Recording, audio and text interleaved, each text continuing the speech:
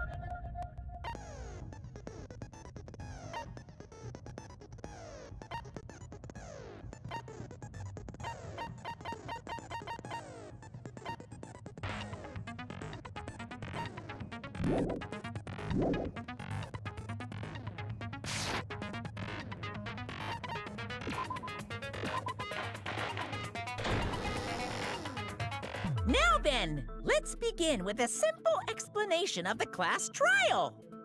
During the class trial, you will present your arguments for who the killer is and vote for who done it. If you vote correctly, then only the blackened will receive punishment. But if you pick the wrong person, I'll punish everyone besides the blackened, and that person will earn the right to leave this island.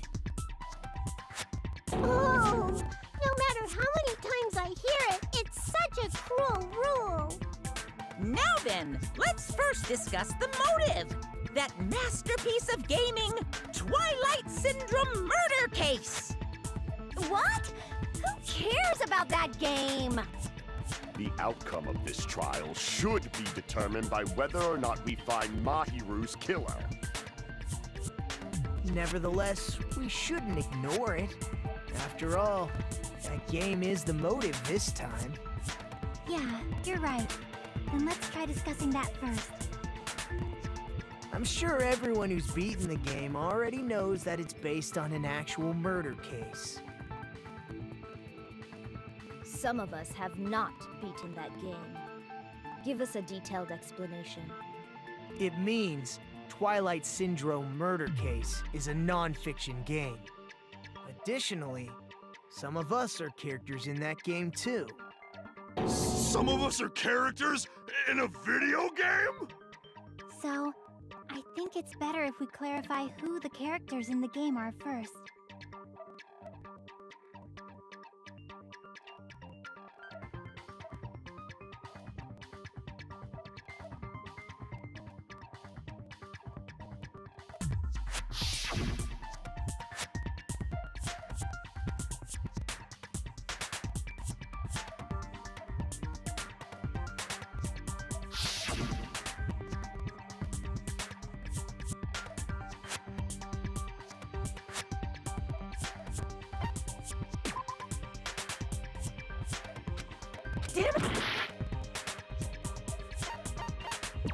I see!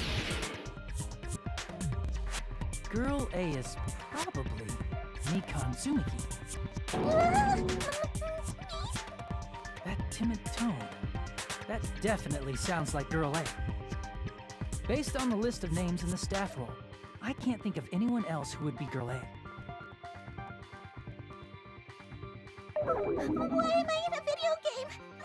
That's an infringement of my right to privacy. Ha! A nasty, trashy pig shit like you doesn't have any privacy rights. Ah, a nasty, trashy pig shit. I feel like I heard that in the game too. Huh?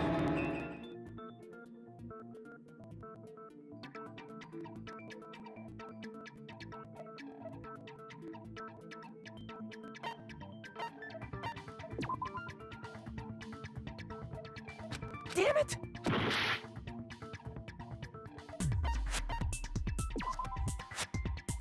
Damn it! I see! Girl B was short and foul-mouthed. She's probably Hiyoko. Short and foul-mouthed? That's like the complete opposite of me. Anyway, let's move on. Next is Girl C.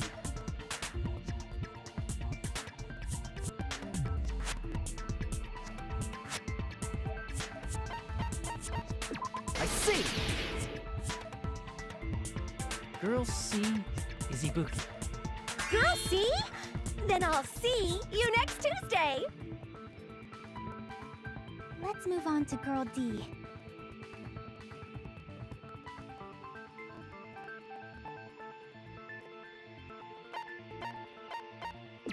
I see!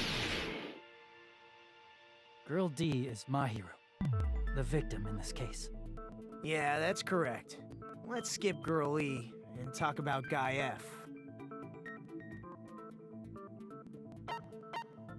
I see! Aren't you Guy F, Fuyuhiko? I was in a game? That's fucking stupid. That reminds me. Wasn't there another person whose last name was also Kuzuryu? Another person? It was one of the names on the staff roll. The names were Sumiki, Koizumi, Sayonji, Miyoda, Sato, Kuzuryu, and then another Kuzuryu. Hold on!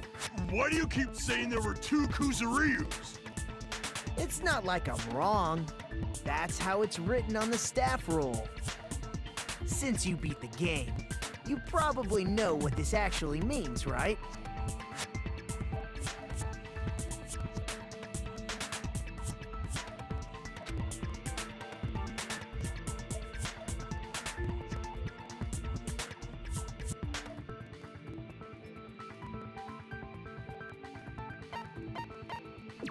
I can prove it with this!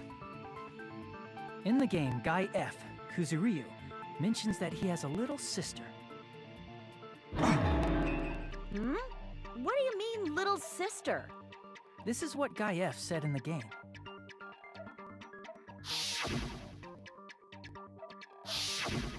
It's pretty clear. There's no doubt that Guy F had a little sister.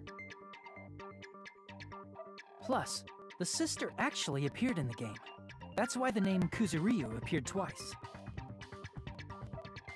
By the way, what role did Guy F's little sister, the other Kuzuryu, play? You probably noticed, right?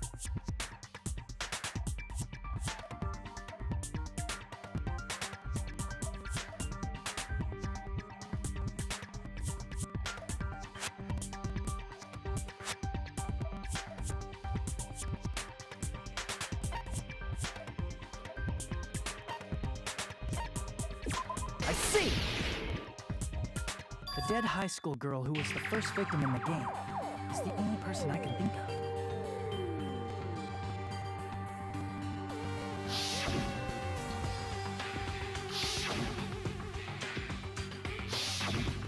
Based on Guy F's tone in the game, it's clear that Girl E is not his little sister. So if the only person left is the dead high school girl, then she must be Fuyuhiko's sister. Why do you sound so fucking happy? That's a winning personality you've got there. Winning personality? Are you praising me? I was being sarcastic, dumbass. Hey, you said the game is a work of non-fiction. That means Fuyuhiko's little sister is... Yeah, I have a little sister. Something wrong with that? It's just a fucking game. Don't go mixing up some video game with reality. It's not just a game. It's definitely based on true events. That's why it's the motive. Don't go making shit up, bastard! If she was the type to die easily, I'd have fucking killed her myself a long time ago. I mean, when I first entered Hope's Peak Academy. She was mouthing off to me, as usual, and sent me off. It happened just the other day. About that, you're probably thinking like that because you've lost your memories. Shut the fuck up! You be quiet! I see. So you're never gonna accept that that game is based on true events, huh? Okay, I understand your attitude toward this class trial now. Nagito, you seem to be doubting Fuyuhiko a lot. Do you suspect he's the killer? A mystery that easy would make me feel sad. It wouldn't be good enough to serve as everyone's stepping stone. That's why I'd be much happier if Fuyuhiko wasn't the killer. Okay, you're starting to act weird again. Anyway, now we've established who all the characters in the game are. Girl A is Mikan. Girl B is Hiyoko. Girl C is Ibuki. Girl D is Mahiru. Guy F is Fuyuhiko. And the first victim in the game, that dead high school girl, is Fuyuhiko's little sister. That's just a story in a fucking game. If so, then Girl E is Miss Sato. Could it be? The same Miss Sato who likes white rice? I don't know what Sato you're talking about, but I don't think she's relevant to this case. Maybe it's related to Gundam's last name, since they're both really plain names.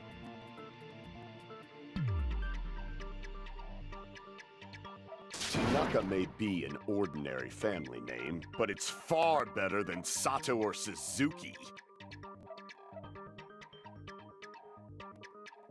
Hey, no one cares about that. Hurry up and talk about the mystery of the game. Huh? What do you mean, mystery of the game? My, you don't know. I heard that Girl E got killed. What? No way! Is that true? Getting killed is so violent, don't you know? My, such awful times we live in. Why did this happen? You guys are definitely friends. So the mystery of the game is the murder of Girl E, correct? Then let's hurry up and solve it! Let's first figure out why Girl E was killed.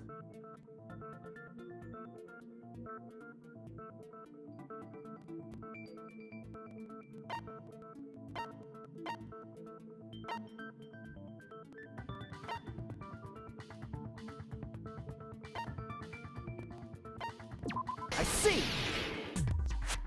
The reason Girl E was killed is because she killed the first victim in the game. Which means Girl E was killed as revenge for the dead high school girl. What do you think, Fuyuhiko? Apparently Girl E was killed to avenge your little sister. You're fucking persistent. I don't care what that game said at all. But...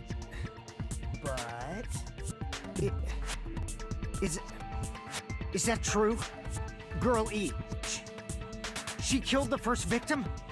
In order to make that clear, we need to know more about the case involving the first victim's murder.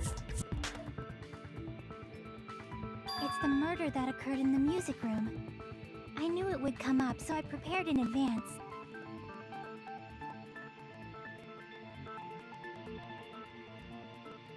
Look, I made a map of the music room's surroundings, which was the stage of the first case. I'm surprised you went to all this trouble. Mapping is second nature to retro game fans. Classic dungeon crawler RPGs have a first-person point of view, so mapping as you play is a basic. We get it! Let's talk about that later so we can focus on the case. Then, I'll start explaining. Girl A, Girl B, Girl C, and Girl D were at the entrance hall when they heard the sound of glass breaking. Immediately, they climbed the stairs to the second floor and headed to where they heard that sound. Girl E was in front of the music room on the second floor, and she confirmed that the sound came from in there. But the door to the music room was locked. So Girl D went to get the key from the office, and when the 5 of them were finally able to go inside,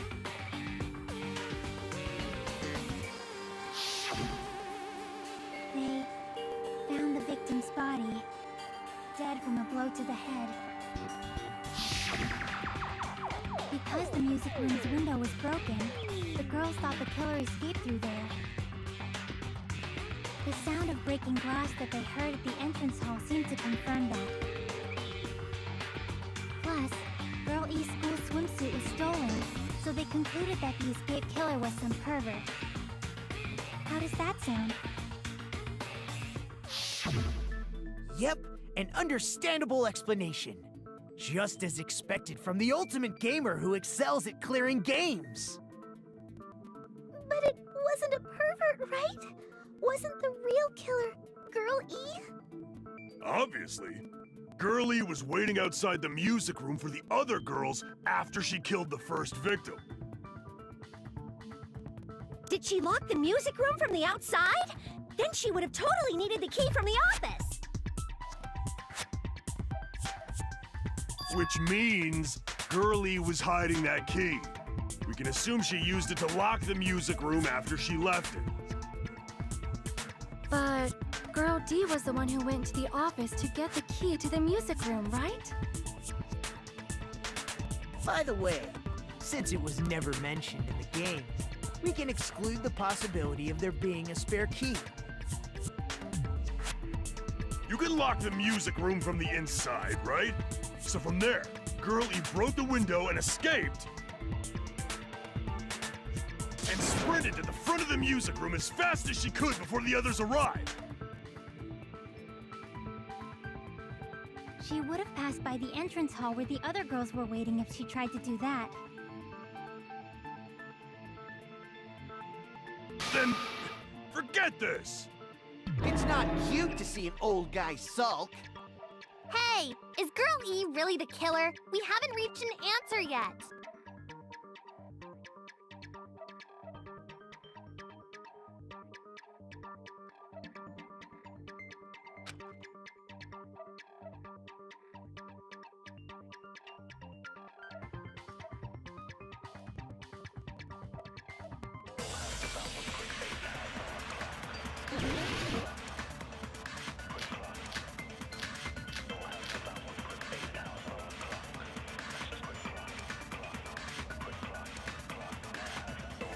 After she killed the first victim in the music room, what did Girl E do? She just broke the window in the music room and escaped outside. So how did Girl E get from outside the school to the front of the music room? To go back to the music room from outside, you need to go through the entrance hall. Plus, at the entrance hall, the other 4 girls should have been there. At the entrance hall, the girls heard the sound of the window shattering. How was she able to get past those 4 and wait in front of the music room? She probably used a hidden passageway. Twilight's hidden passageway is the world's best!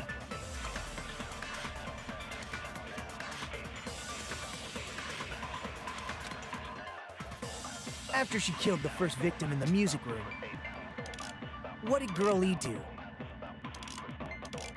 She just broke the window in the music room and escaped outside.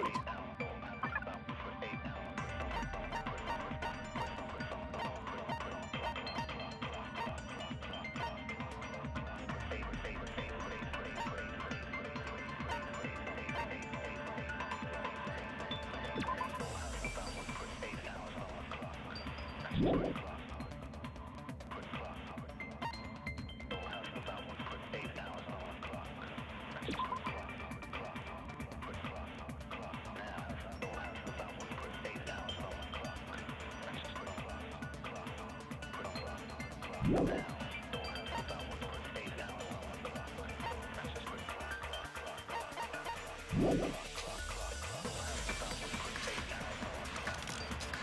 how did Girlie to the front of the music? To go back to the... You need to go through... Plus, at the end, the other four... There.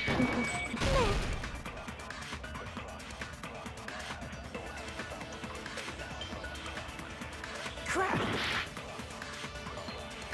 After she killed the first victim in the music room, what did Girl E do? She just broke the window and escaped outside. So how did Girlie get from outside the school to the front of the music room? To go back to the music, you need to go through the entrance hall. Plus, at the entrance hall, the other four girls should have been there.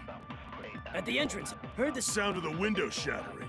How was she able to get past those four and wait in front of the music room? She probably used a hidden passageway.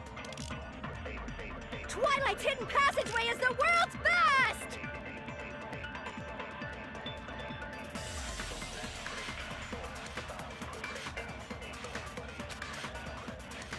After she killed the first victim in the music room, What did Girl E do? She just broke the window and escaped outside. So how did Girlie get from outside the school to the front of the music room? To go back to the music room from outside.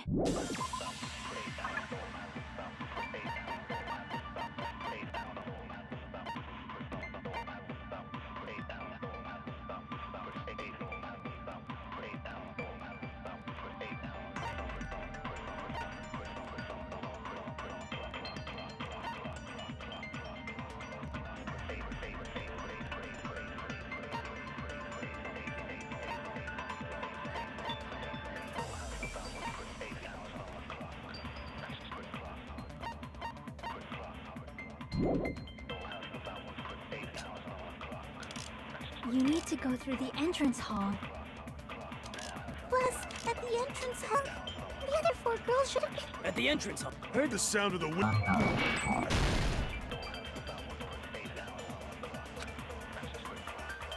crap! After she killed the first victim in the music room, what did Girl E do?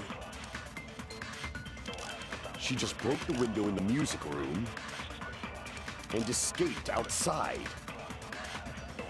So how did Girlie get from outside the school to the front of the music room? To go back to the music room from outside, you need to go through the entrance hall. Plus, at the entrance hall, the other four girls should have been there. At the entrance hall, the girls heard the sound of the window shattering. How was she able to get past those four and wait in front of the music room? She probably used a hidden passageway. Twilight's hidden passageway is the world's best!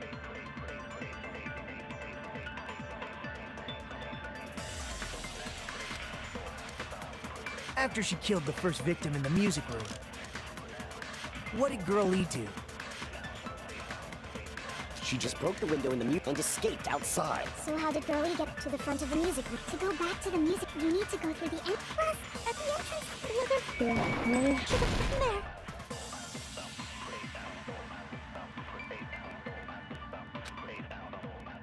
Crap! After she killed the first victim in the music room, what did Girl E do?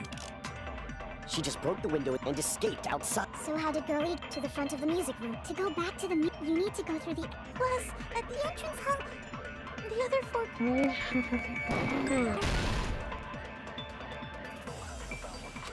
Crap! After she killed the first victim in the music room, what did Girl E do?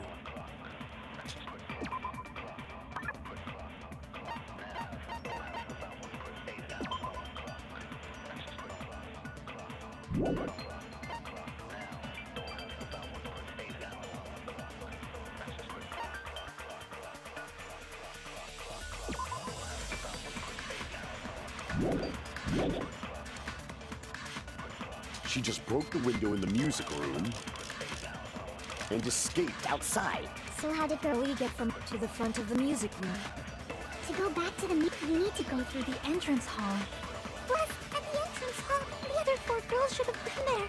At the entrance hall, they heard the sound of the window shattering. How was she able to get past them and wait in front of the music room? She probably used a hidden passageway.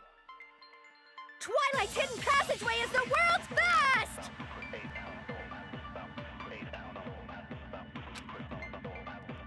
After she killed the first victim in the music room, what did Girlie do? She just broke the window and escaped outside. So how did Girlie To the front of the music room. To go back to the music room from outside, you need to go through the entrance hall? Plus, at the end, the other 4 girls should have been there. At the entrance hall, the girls heard the sound.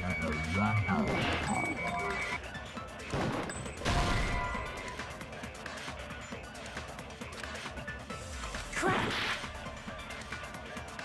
After she killed the first victim in the music room, what did Girlie do? She just broke the window in the music room and escaped outside. So how did Girlie get from outside the school to the front of the music room?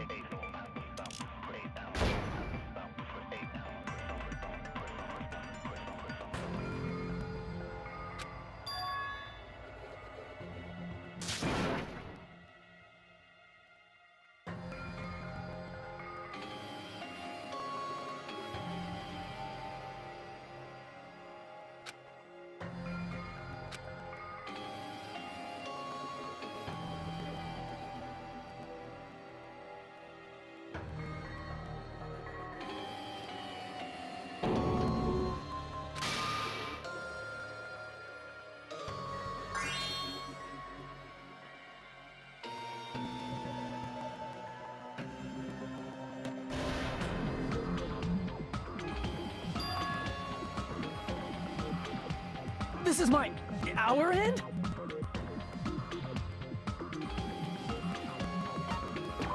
We will never give up!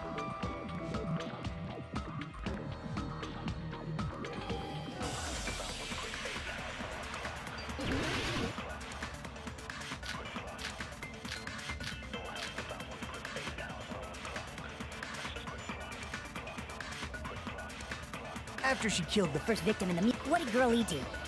She just broke the window in the and escaped outside. So how did Girlie to the front of the music room? To go back to the you need to go through the entrance hall. Plus, at the entrance hall, the other 4 girls should have been there. At the entrance hall, the girls heard the sound of the window shattering. How was she able to get past those 4 and wait in front of the music room? She probably used a hidden passageway. Twilight's hidden passageway is the world's best! After she killed the First victim in the what did Girlie do? She just broke the window and escaped outside. So how did Girlie get to the front of the music room? To go back to the you need to go through the entrance. Plus, at the entrance, the other 4 girls should have At the entrance hall, they heard the sound of the No, that's wrong!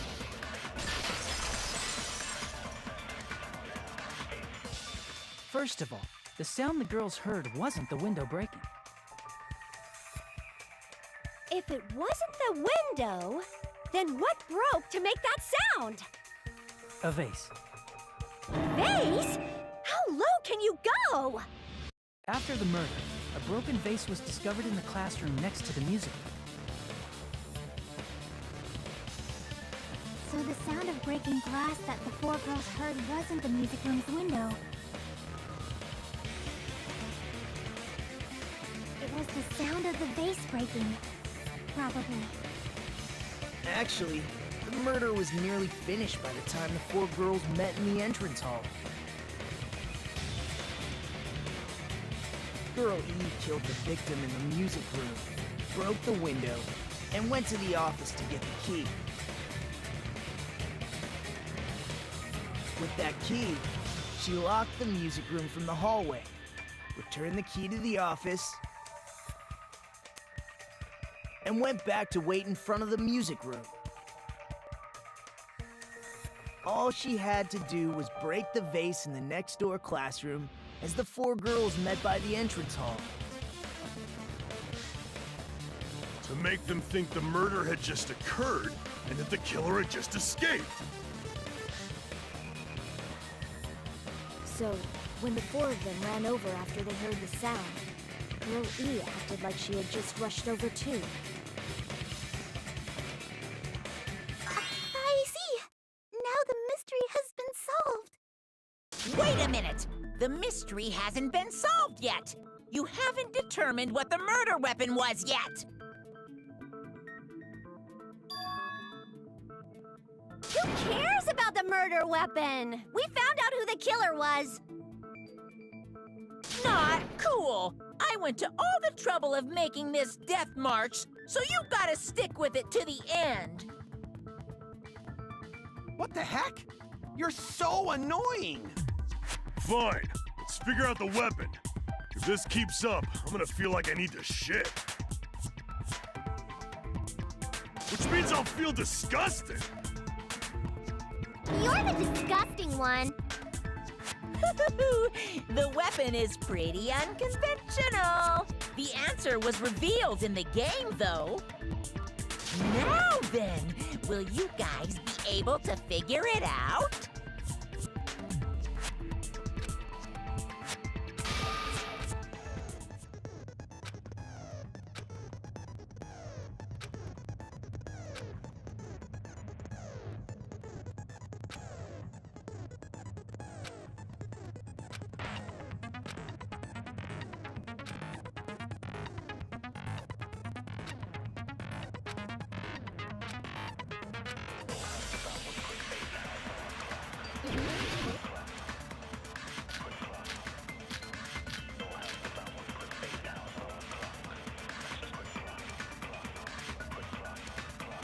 A weapon inside the music room, huh?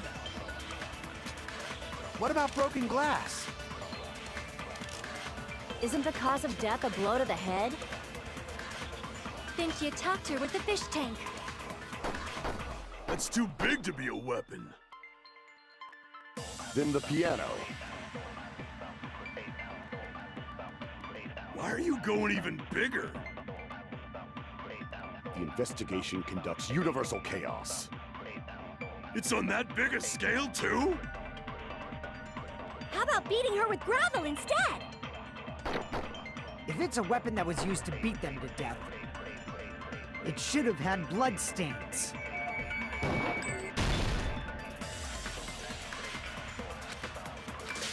Damn it! A weapon inside the mute. What about broken glass? Isn't the cause of death? Think you talked her with... That's too big to be. Then the piano. Why are you going even? The investigation can. It's on that biggest. How about beating her with gravel? It was used to beat them to death. It should have had blood. Was there a weapon with blood? She beat her to death with her fists!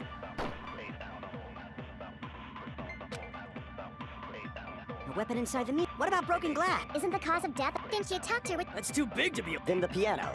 Why are you going even? The investigation can. It's on that biggest. How about beating her with gravel instead? I agree with that.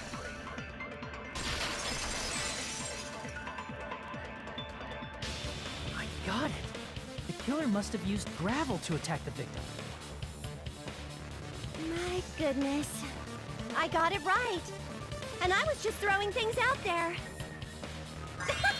Just as I thought! I'm chosen by the gods! You're not chosen at all, and gravel is impossible. It's too small to be a weapon. What if the gravel was put inside some sort of bag?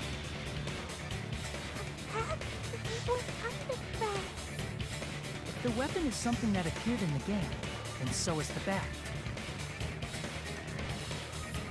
And the only thing I can think of is the school swimsuit. If you tie the swimsuit like a bag and stuff it full of gravel, it'd make an effective weapon. Gravel inside the swimsuit? Even the ace attorney would be astonished by such a fantastic idea! But for the killer, it's an idea that kills two birds with one stone. To make people think the killer is some pervert, it makes sense for a school swimsuit to be stolen. And if that swimsuit was used to make an improvised weapon, it has to be disposed of later. How about it, Monokuma? Are you satisfied now? This happiness you feel when the mystery you create is solved. Only producers know this feeling of ecstasy. But the real important talk begins now. Girl E had someone who can be called an accomplice. That person was actually Girl D. Girl D. You're talking about Mahiru, right? Huh? Mahiru is the accomplice? What is this? What does that mean? The piece of face that became an important clue in the music room murder. Girl D got rid of it.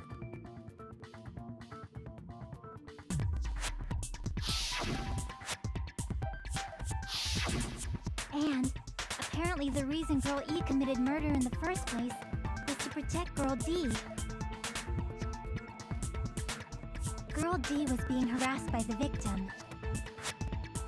Girl E found out and tried to stop it, and they ended up getting into an argument. And she felt a rush of anger and ended up killing her. But she should have had a clear murderous intent.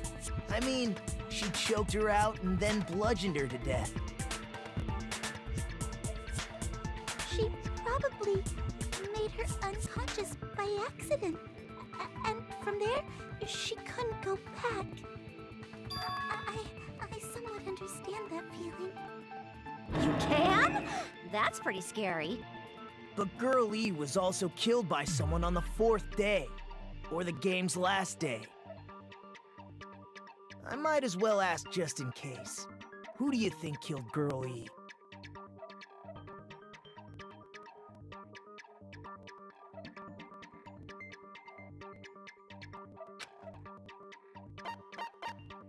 I see! It should have been Guy F.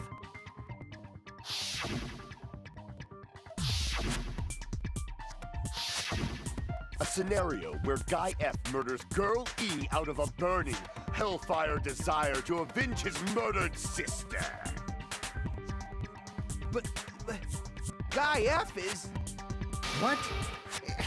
It's just a story in a video game, isn't it? That's all you can say. If that game is telling the truth, it'd be a huge problem for you. Hey, clear this up for me. Those of you who appeared as characters in the game, do you remember this incident? That is, I'm terribly sorry, but... They don't remember. That's obvious. Because their school memories were, like, totally stolen. Even if I don't remember, I already know. It's obvious that guy is the killer. No one would kill a nice person like Mahiru besides a piece of shit menace to society like Fuyuhiko. Girl E and Mahiru were killed by that guy. You sure do talk a lot of shit. Well, I'm used to it by now. But does Mahiru's murder have anything to do with that game? Perhaps the two are unrelated.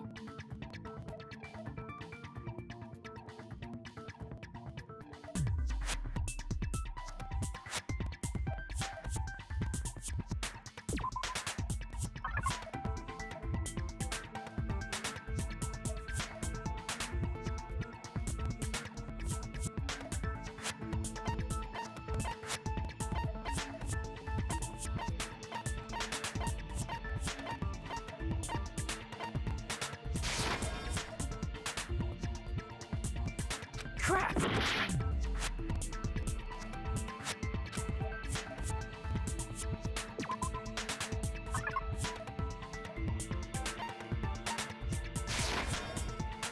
I can prove it with this! I'm not sure the two events are unrelated. At the very least, the killer has definitely played the game.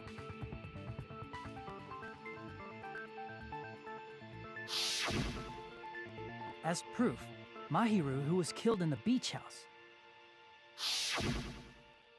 And Girl E, who was killed in the game, were both killed by a blow to the head with a metal bat. There's no way we can ignore that connection. Someone must have wanted to split her head open the exact same way they avenged the first victim. Hey, why don't you confess already? You're the one who killed Mahiru, right? You better cut that out right now! There is no way a stupid game could be the motive! You're dumb enough to believe that stupid game, and that's why you killed her as revenge! If you keep making up your mind like that, we're just going to go around in circles. And it's true Fuyuhiko may look suspicious. Don't you think that'd be too obvious? What are you... I mean, there's a possibility that it's a trap set by the true killer. Trap? What do you mean? The true killer played that game, and most likely found out about the relationships between the characters. That person could be using that knowledge to try to set up Fuyuhiko. Are you saying that a completely different killer murdered Mahiru and used the game motive as their cover? Isn't that what happened, Hiyoko? Huh? Don't you understand? I'm saying you might be the true killer. What is this? Like, I can only laugh. What are you even saying, you nasty toilet-clogging bitch?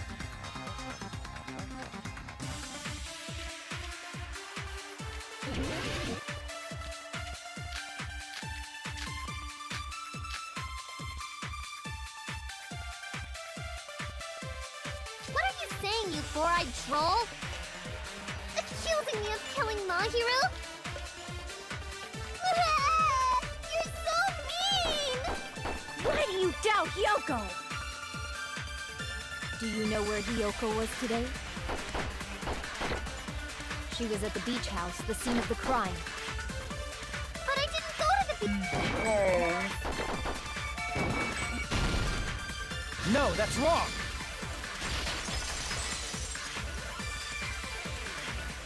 Wait a minute. You should have been at the beach house, Hiyoko. Seriously, I told you I didn't! But these footprints in the sand in front of the beach house, aren't they yours? I don't have such ugly footprints. They're probably Nikon's based on how ugly they are. Don't decide that based on ugliness. Huh. They're not Hiyoko's footprints? That's strange. The footprint I collected from your room matches these footprints perfectly. Collected? I never gave you permission to collect that, you nasty pedo! Plus, the footprints left in the sand were facing away from the beach house. Which means, when the owner of these footprints went inside the beach house, they used a different entrance. A different entrance? Are you talking about the door facing the road that Mahiru's body was leaning against? Are you saying when that person went inside the beach house, the body hadn't appeared yet? The door was still accessible when they went in, and wasn't when they left. Which means something happened in between those two events. Isn't that right, Hiyoko? Oh! I remember now! I remember when I went to the beach house! So you finally decided to confess. I'm pretty sure you guys already know this, but going for walks in the morning is my daily routine. I've never heard of that daily routine before. And that's when I went to the beach house. I went there on my morning walk. I I see. If you went there during your morning walk, that doesn't have anything to do with the case at all. Don't believe her so easily, dumbass. She's obviously lying. Huh? It's a lie? People who call other people liars are usually liars themselves. If you say I'm lying, prove it. Can you even prove that I'm lying? There's no way a bunch of worthless idiots like you guys would be able to do that.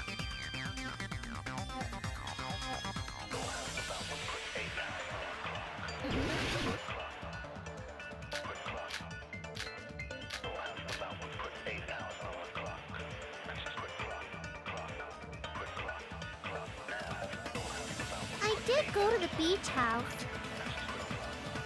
but only during my morning walk.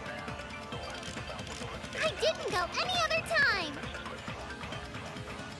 Then you didn't meet up with Mahiru at the beach house? Obviously not. Saying I met up with her When I never even saw her? Damn it! I did go to the beach house, but only during my morning walk. I didn't go any other time. Then you didn't meet up with Mahiru at the beach house? Obviously not. Saying I met up with her when I never even saw her? Is this a panel of idiots?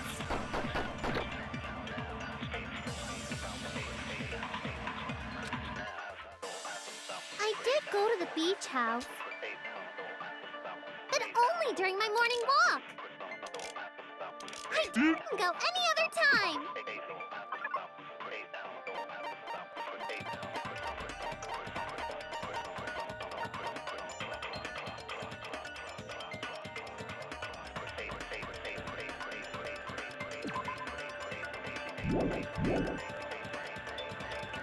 Then you didn't meet up at the beach house?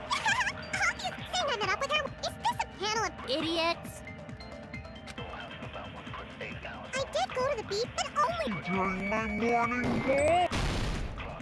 No, that's wrong!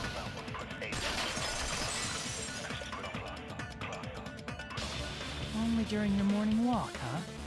Will you still claim that after you take a look at this letter?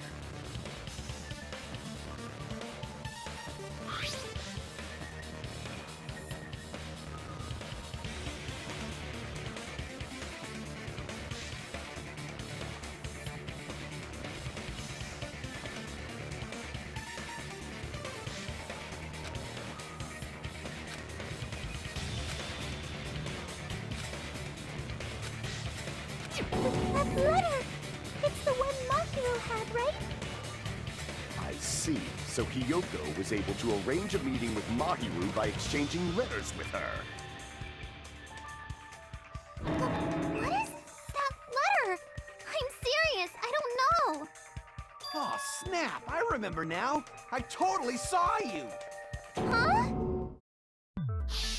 Me and Hajime met up at the diner around 3 p.m. to go to the beach. I saw you about 30 minutes later, so it should have been around 3:30 p.m.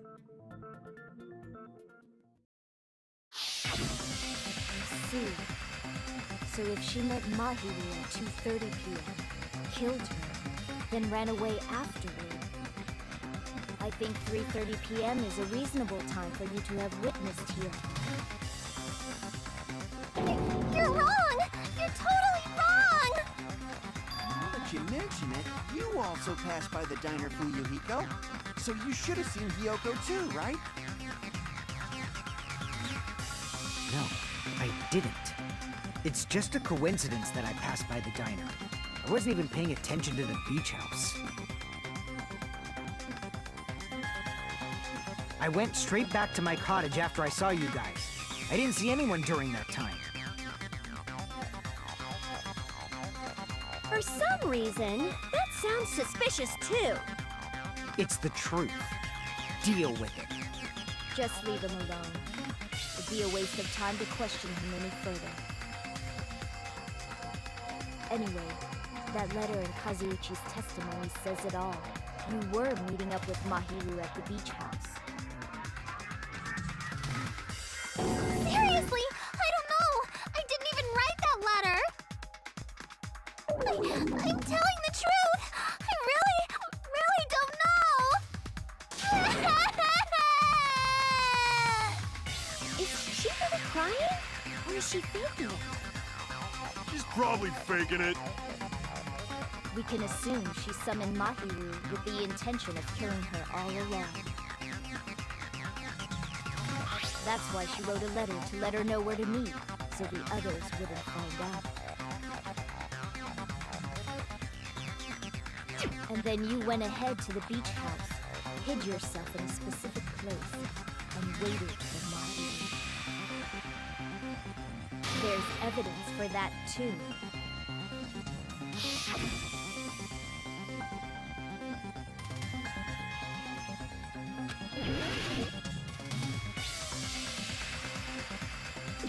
Here! Place where Hiyoko was hiding. Are you talking about the closet? Yes, that's right. The gummy candy we found on the floor is the evidence. Hiyoko, your favorite candy is gummies, correct? What's a gummy? I've never eaten something like that before. I have captured the true character of this mystery. Hiyoko, who summoned Mahiru to the beach house, hid inside the closet like a familiar. When she saw her chance, she attacked her like an evil spirit and left the beach house like a swift wind. But Hiyoko miscalculated that Mahiru's body would be blocking the door at that time. Because of that, she was only able to leave from the beachside door and ended up leaving her footprints. We have presented the proof! My 4 dark devas of destruction didn't even need to come out! It's a trap! This is obviously someone's trap! Who's someone? Whose trap is it? It must be that one person. You know, the one with the mask, maybe? The one with the mask? There was a suspicious mask at the beach house, right? Whoever was wearing that could be the real killer. You're the one who wore that mask and killed Mahiru, right? There's no way I'd wear such a childish mask. Is your brain fried or something? That is right. It cannot be Hiyoko. That mask belongs to Sparkling Justice! Huh? Sparkling what now? That mask says it all. Sparkling Justice is hiding on this island! Which means the legendary serial killer Sparkling Justice is the one who killed Mahiru! Why, you... If you continue to say such foolish things, I shall tell you limb from limb. Don't blame Miss Sonia. It's just a difference between cultures. Culture shock, you know? Yoko, why don't you just admit it already? You're being unreasonably stubborn. It's all in your head! Oh, why can't you understand? I'm not the killer!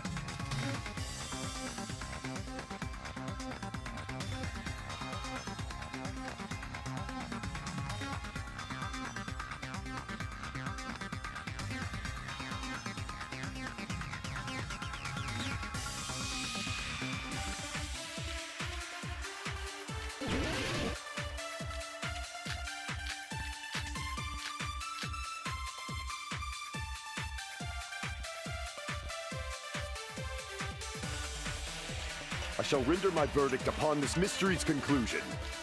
Hiyoko is the sinner who killed Mahiru! I'm telling you, it's a trap! There's no doubt. You went to the beach house, right?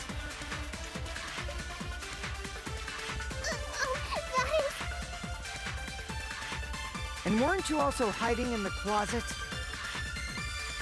So that's when you dropped the gummy. You waited for your chance to kill Mahiru. And afterward, you fled from the beach house. At the time, the door facing the road was blocked by the body. So you were forced to flee from the beachside entrance. And that's how you left your footprints!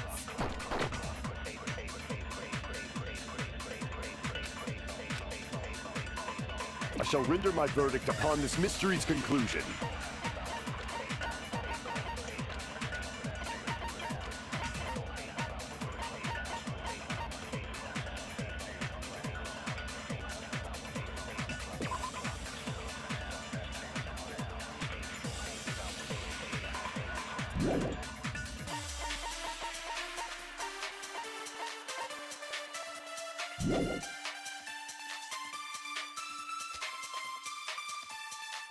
Hiyoko is the sinner who killed Mahiru! I'm telling you, it's a There's no doubt. You went to the beach house, right? And weren't you also hiding in... So that's when you dropped the gummy. No, that's wrong.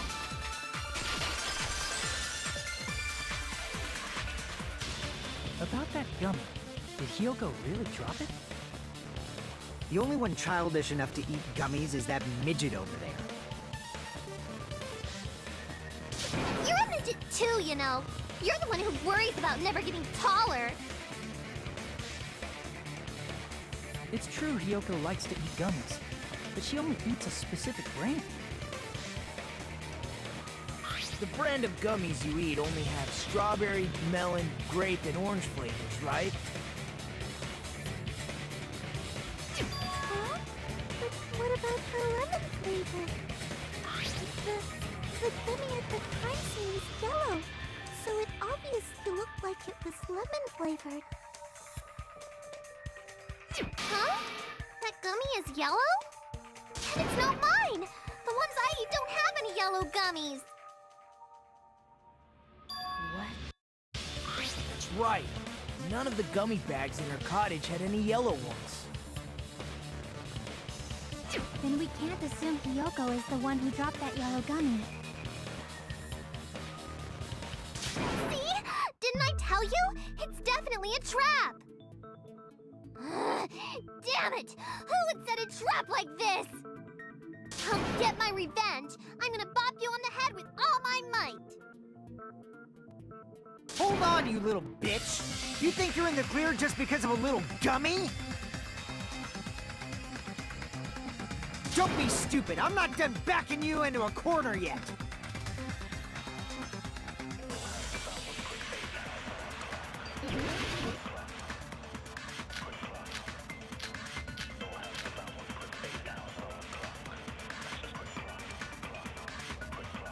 We're not done with Hiyoko yet! There's still a huge piece of evidence left! You're talking about the footprints near the beach house, right? It's true, that's an important piece of evidence.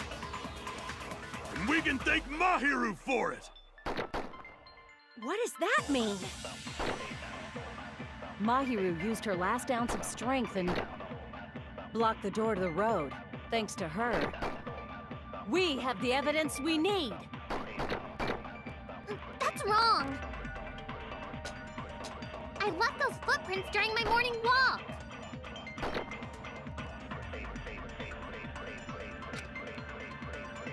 We're not done with Hiyoko yet! There's still a huge piece of evidence left! You're talking about the footprints? It's true, that's an and we can thank What does that mean? Mahiru used her last ounce of strength. No, that's wrong!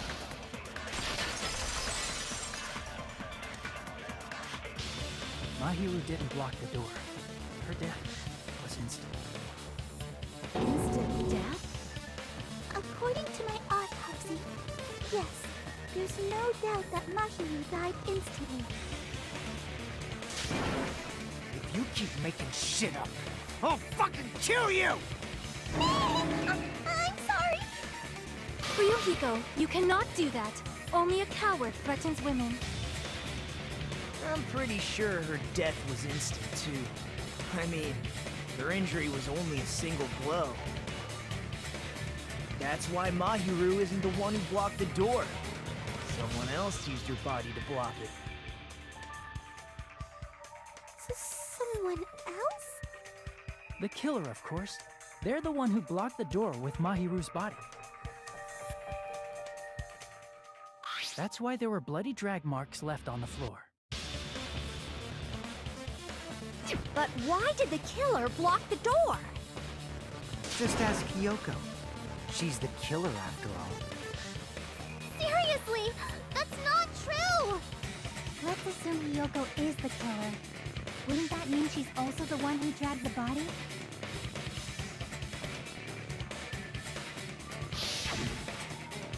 If she handled the body that bloody, I think her clothes or skin would have been stained with blood.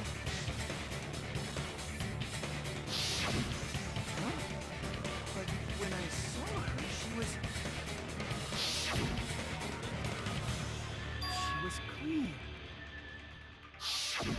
See? I told you I wasn't the killer! Yay! With this, my innocence has been proven!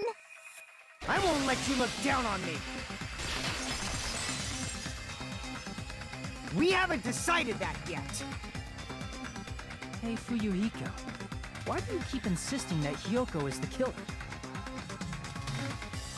Shut up! I'm telling you, she's the killer! That little bitch is definitely the killer!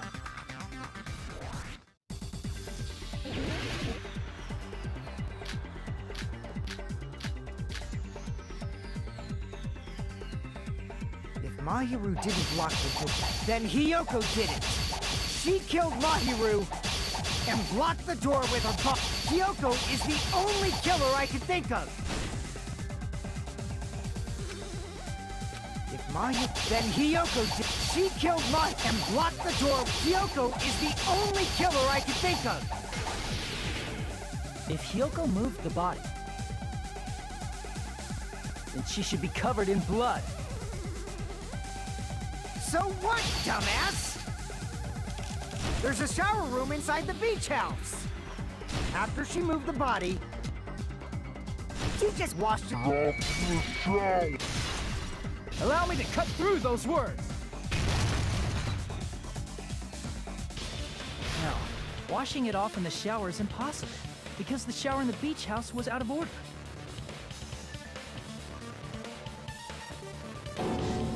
Out of order? I'm terribly sorry. I haven't had any time to actually repair it. Then maybe she took her clothes off to move the body, and when she was done, she put them back on. Are you saying I did something that perverted?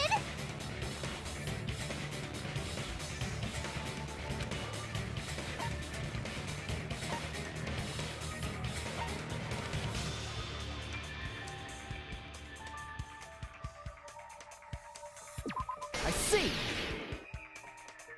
Listen to me, Fuyuhiko. Hiyoko mentioned this before.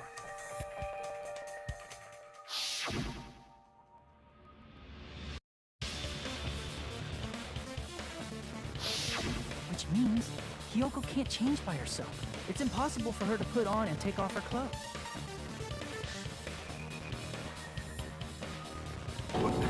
What? Oh yeah, she couldn't even tie her sash on her own. That's why she couldn't take a bath and smelled bad. I didn't smell. I only smelled a little. Oh, wasn't changing inside the beach house prohibited in the first place? Yes, if you broke the rules, I'm pretty sure Monokuma wouldn't have kept quiet. Damn right! I'm such a stickler for the rules that even safari park rangers want nothing to do with me! If she didn't change her clothes, then what did Hiyoko do with the blood that got on her? Like I've been saying, the blood wasn't on me in the first place, because I never touched Mahiru's body. Hey, if you think about it the other way around, does that mean whoever was covered in blood is suspicious?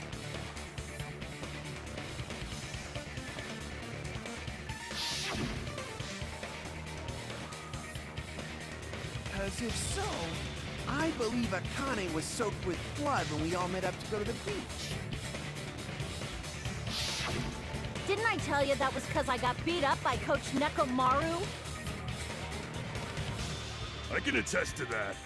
If I hadn't gotten that rough with her, she never would have backed down. Doubting me, of all people.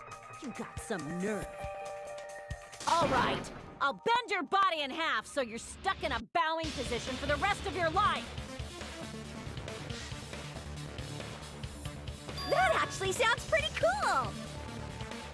The hell it does! Hey, more importantly, I'm okay now, right? It's okay that I'm not the killer? Yeah, seems like it. See? I already told you. There's no way I'd kill Mahiru. 'Cause Mahiru taught me how to wear a kimono, and she was very, very kind. There's no way I would kill a nice person like her! Why wouldn't you believe me earlier? You guys are stupid! Stupid, stupid, stupid! Hyoko, please don't cry. Everything is fine now, right? Shut the hell up, Pig Barf! I hope you get a hangnail and die! I'm sorry for being Pig Barf!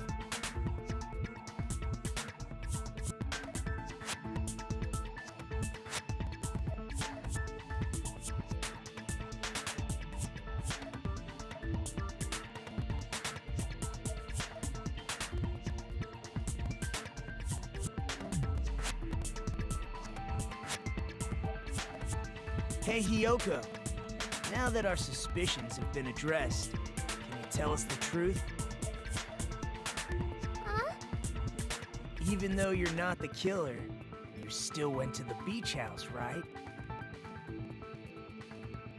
Like I said, it was a trap!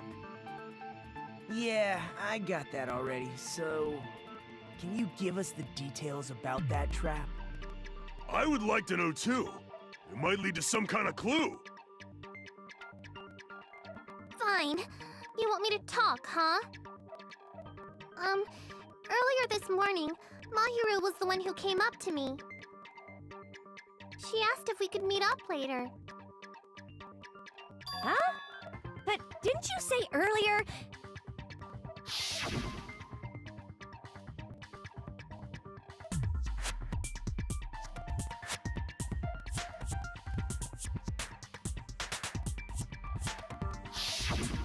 Damn it! So that was a lie? 'Cause I thought it'd be doubted if I admitted it. So I figured it was better not to say anything. So, what was your answer to Mahiru's invitation? I told her it was fine. I mean, I didn't have a reason to say no. Unlike everyone else here, Mahiru was someone I wasn't embarrassed to be seen with. You always have to say something snide. At the time, we were supposed to meet around 2 p.m., but... Around noon, there was a letter inside my mailbox. A letter? Yeah, this one!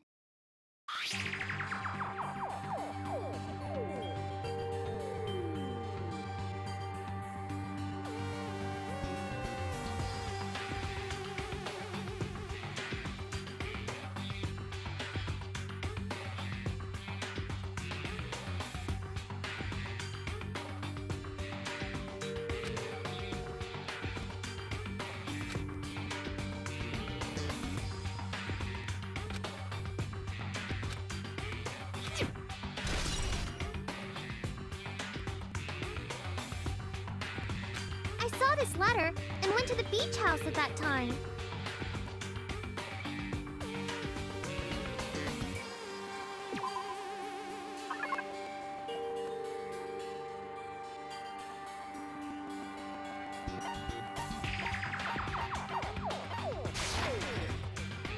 I can prove it with this.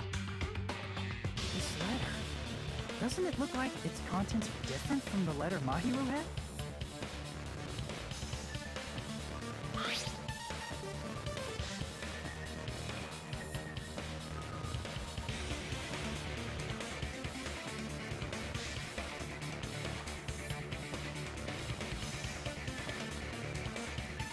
Mahiru's letter said to meet at 2:30 p.m., but in Hyoko's letter...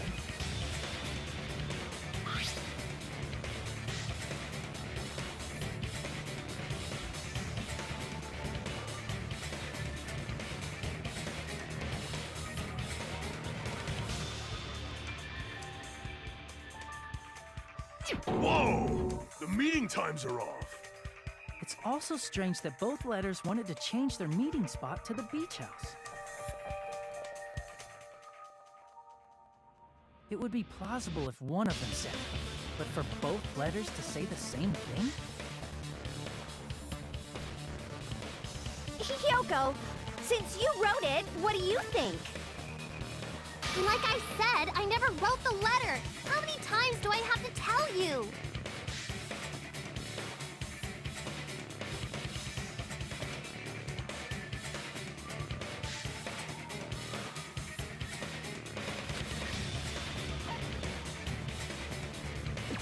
I see! The killer must have forged both letters. The killer forged them so they could manipulate their actions. Yeah, that's how we should think about it. That seems very likely. In fact, if you compare both letters... Confirmed!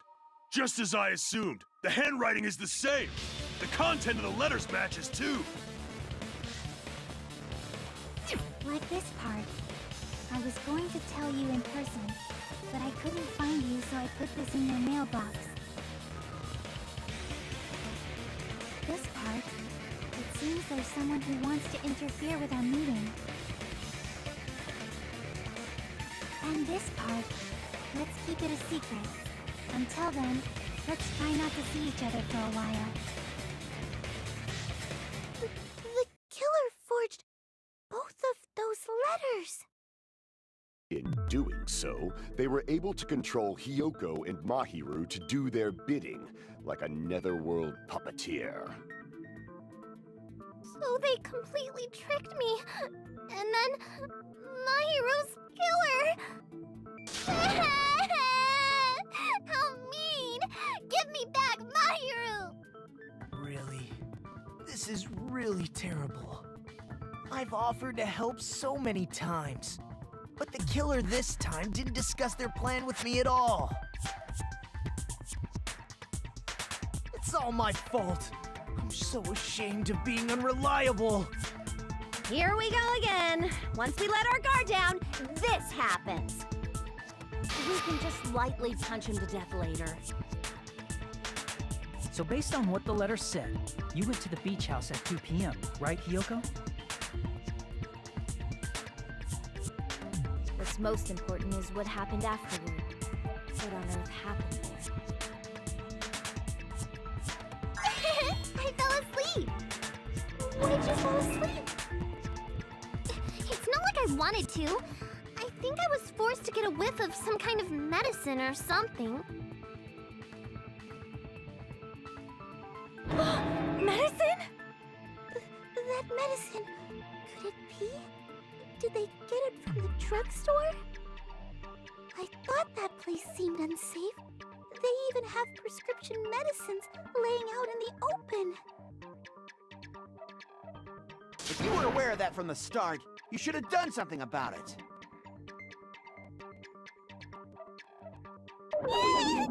I'm sorry. When I woke up, I was inside a small closet. And when I rushed out, I saw Mahiru's body. And that's why you ran out of the beach house in such a panic! I was scared. I was really, really scared. Really scared that I couldn't help, but...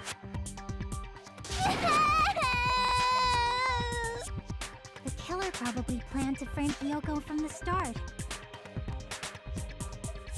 And for that reason, they summoned Hiyoko before Mahiru, put her to sleep, and shoved her inside the closet.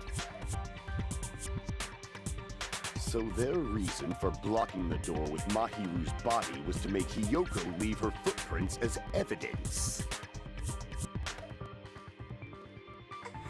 Everything was done to frame Hiyoko as the killer.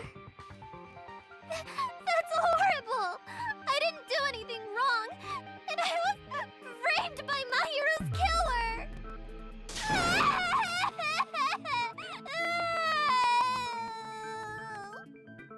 Hiyoko, please do not cry. We believe you. Is it really okay to believe her so easily? She might be faking those tears, you know.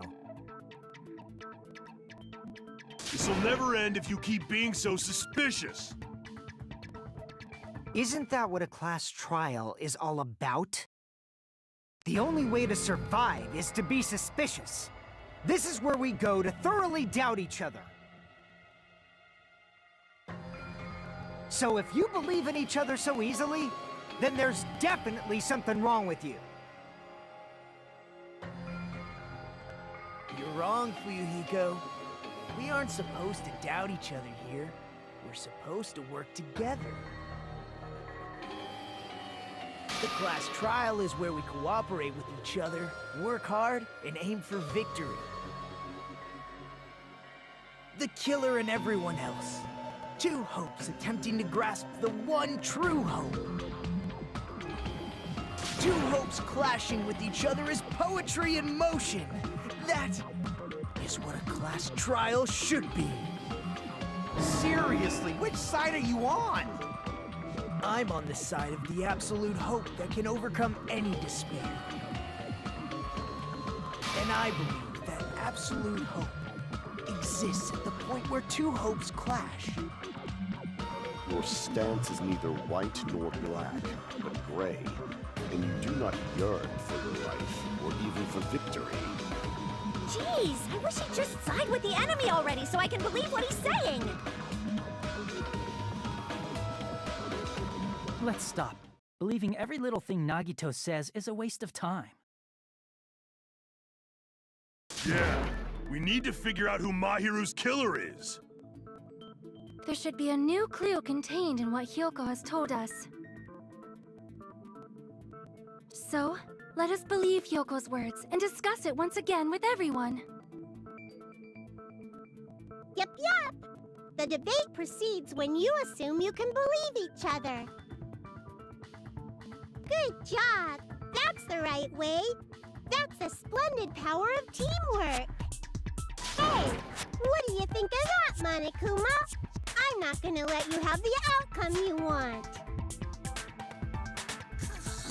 Hey! Hey! What? He's sleeping! Dumbasses. You bastards don't know anything. If you're stupid enough to trust each other, the only thing waiting for you is the bitter truth.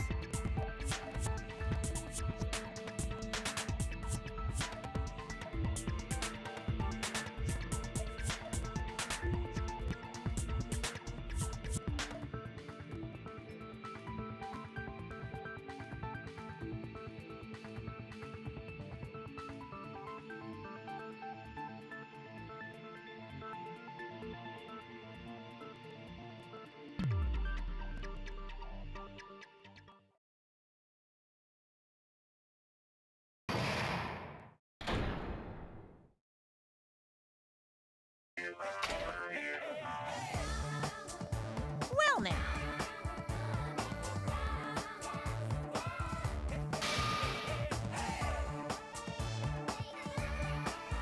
Hey!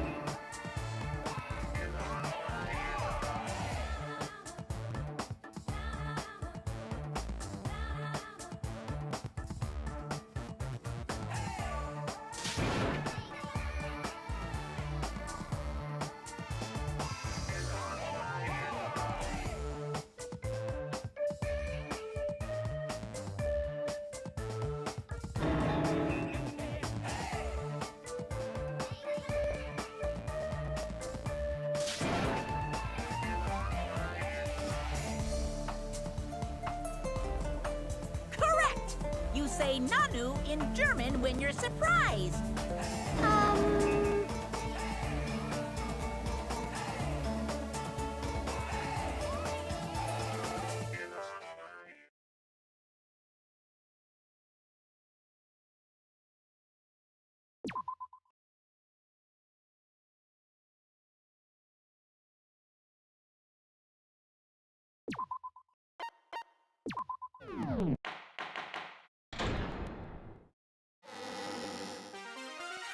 I'm Monami, and my heart is throbbing like crazy right now.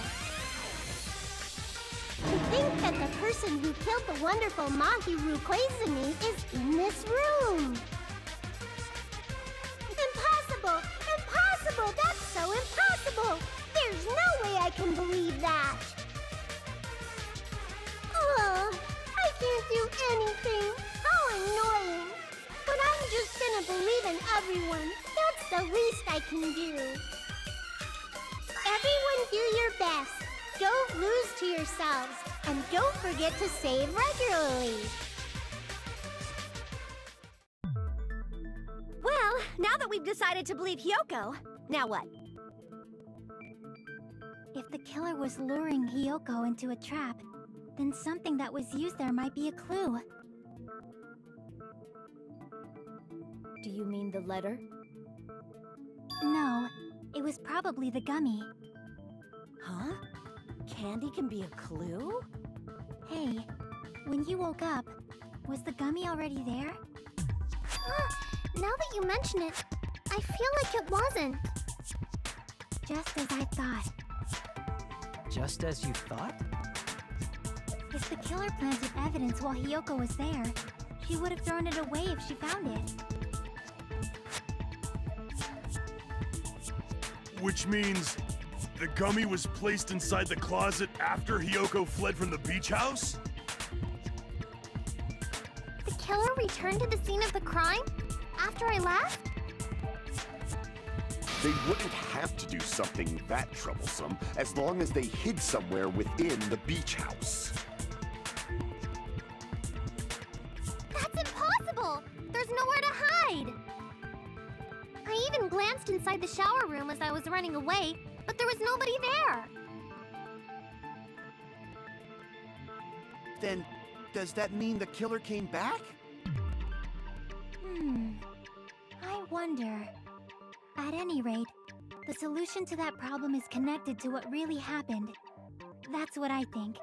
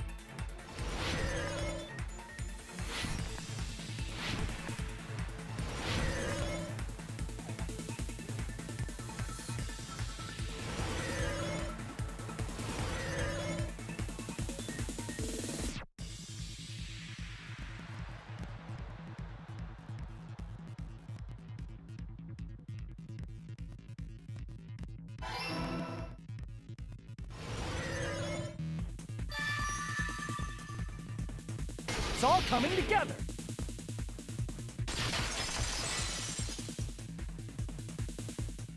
Do you think the killer might have been hiding? You spent all that time thinking just to say something so pointless. How disappointing. Didn't I just say there was nowhere to hide? Do I have to explain it in another language so you can understand? Her personality got a hell of a lot more forceful once she stopped being a suspect. No, there should have been a place for them to hide. A place you didn't look, Hyoko. What are you saying? Stop being annoying or I'm gonna make Akane bop you on the head and shut you up for good!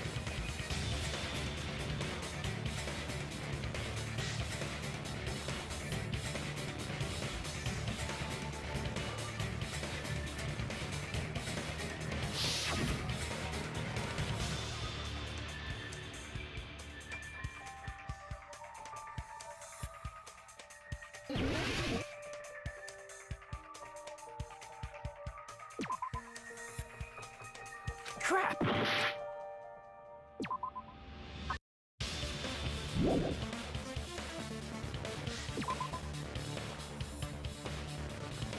Crap!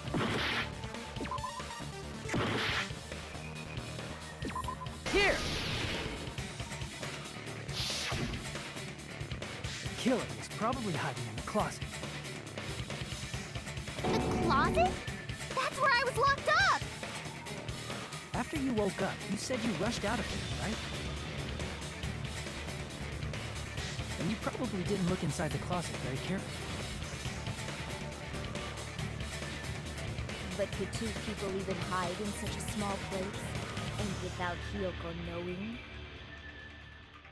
That's why the killer made sure to arrange a hiding place.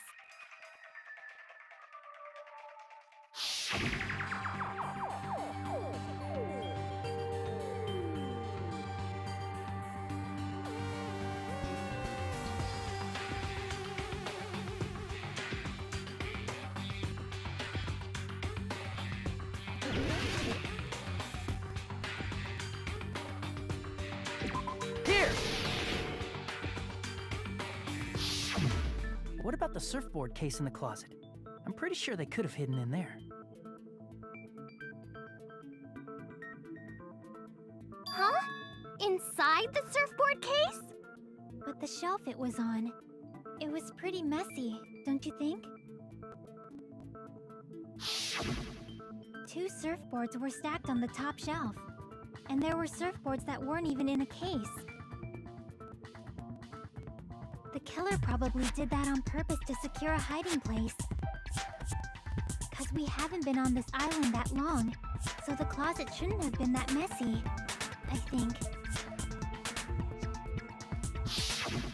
Then, the killer was close to me during that time? Yeah, they were quietly holding their breath and hiding very close to you.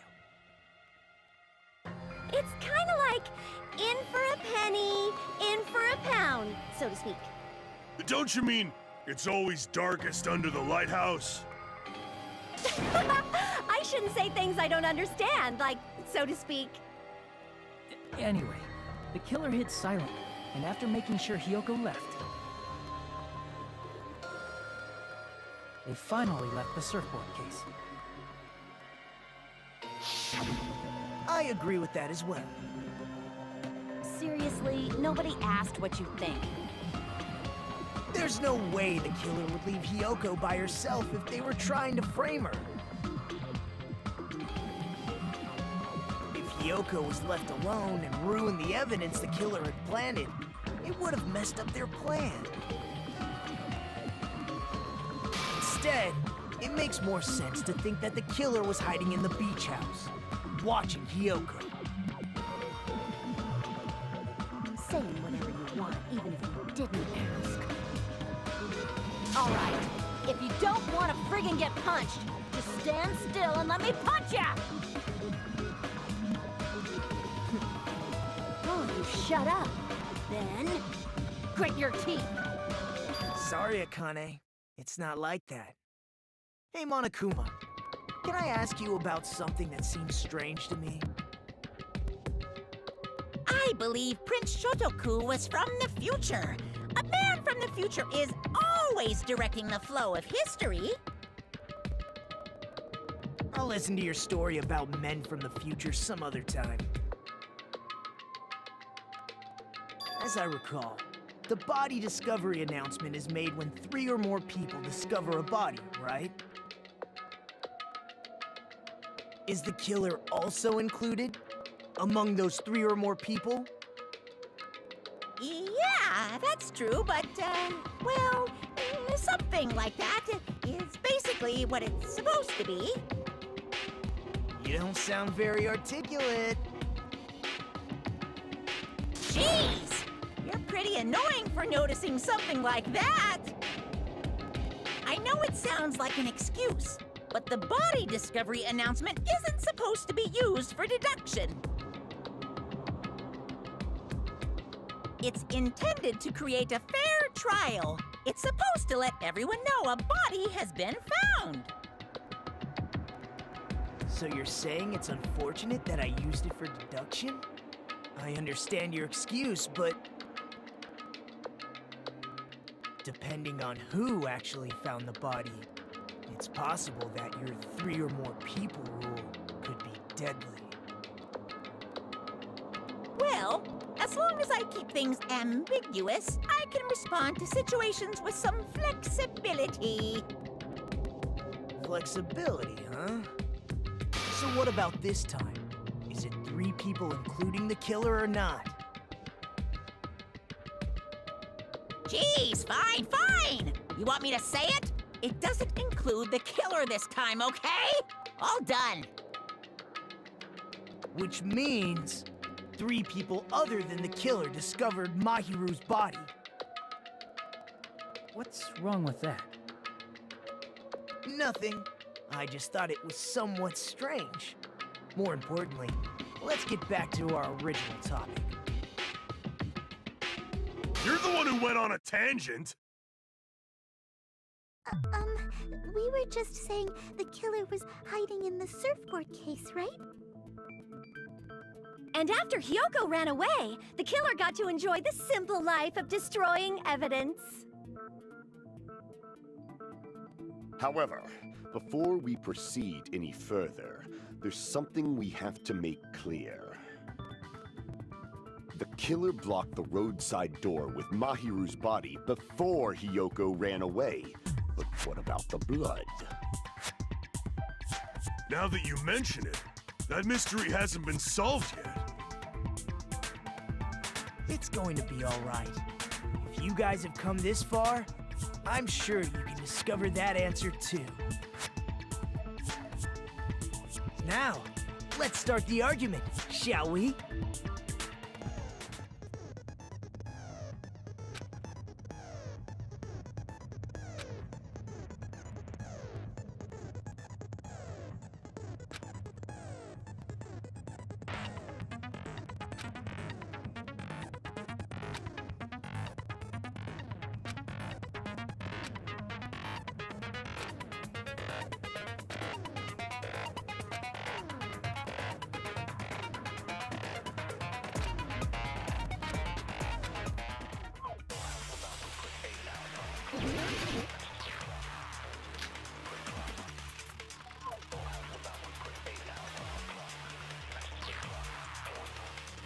What did the killer do with the blood on their body? Maybe they simply washed it off. They couldn't use the shower, right? So washing it off would have been impossible. They didn't have to use the shower. Oh, what about the wetsuits in the closet? Maybe they wore one when they moved the body. If they used something other than the shower... What did they do with the bloody wetsuit? They cut it up and... As someone who flushes their shit every morning, I can declare it would definitely clog the toilet. Maybe it's the other way around? Perhaps someone other than the killer moved the body? Maybe they were able to wash it off.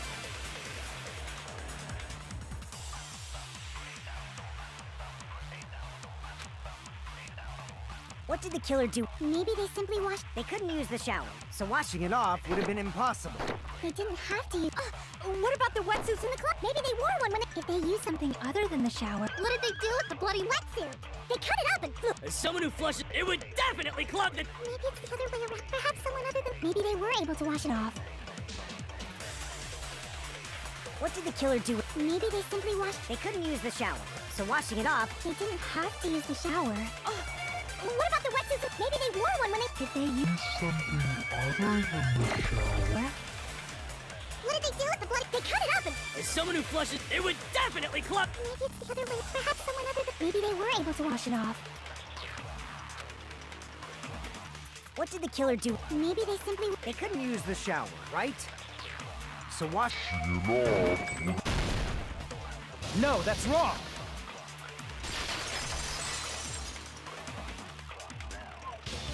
If they just needed to wash off the blood, they didn't necessarily have to use the shower. They could have just as easily used something else. something other than the shower. Like what?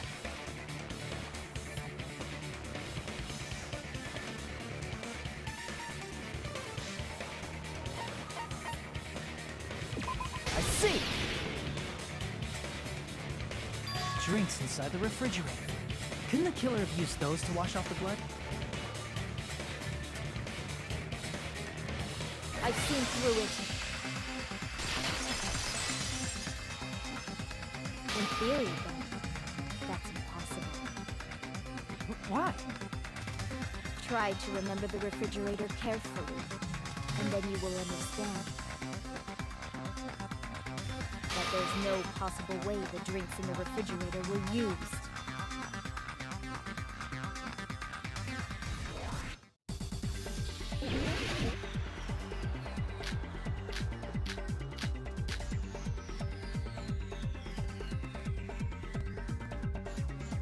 It's true there were drinks in the beach house refrigerator. However, try thinking about it. One bottle, it wouldn't be enough to wash off the blood.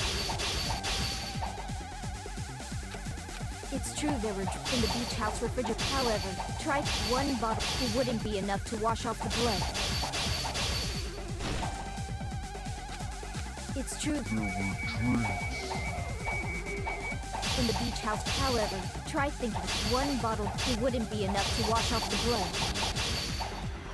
I can't back down!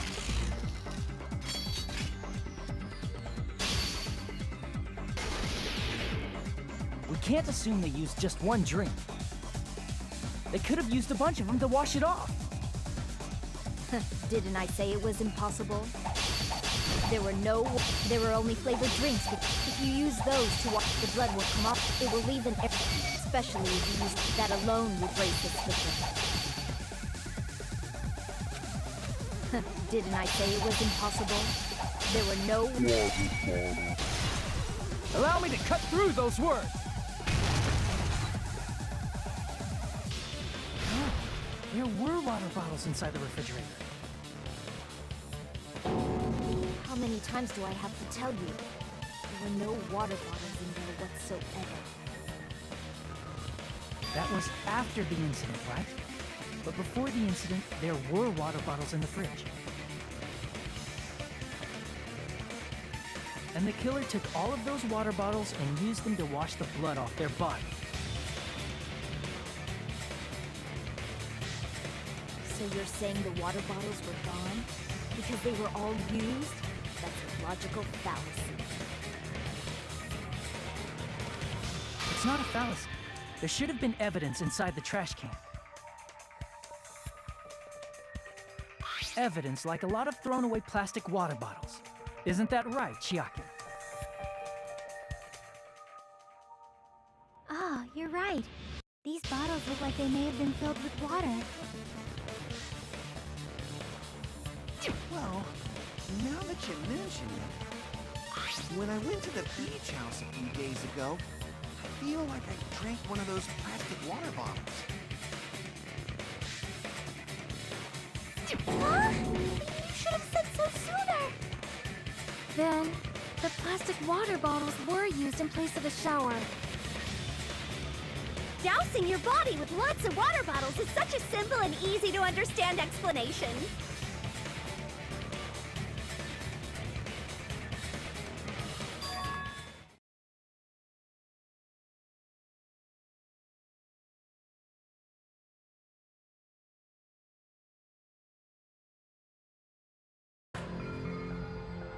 It seems you've realized who the killer is. See? Just as I thought. Hold on. You know who the killer is? Is that true? Let me ask, who might that be?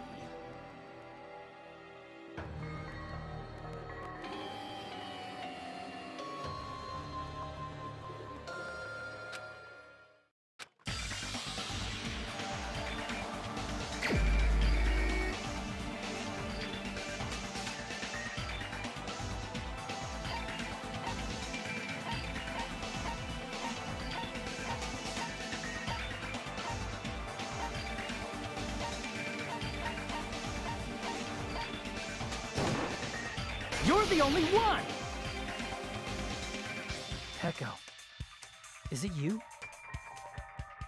Hey, what are you being quiet for? They're accusing you of being the killer. Then I should ask you this. Why do you believe I'm the killer?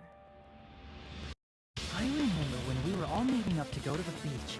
Your appearance when you came to the diner.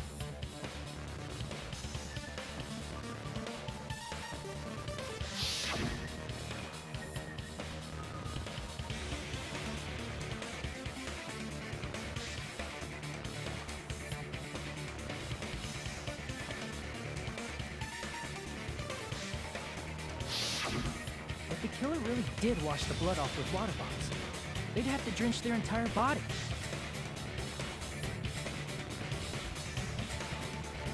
But there were no towels in the beach house, and it would have taken a while for the water to fully air dry.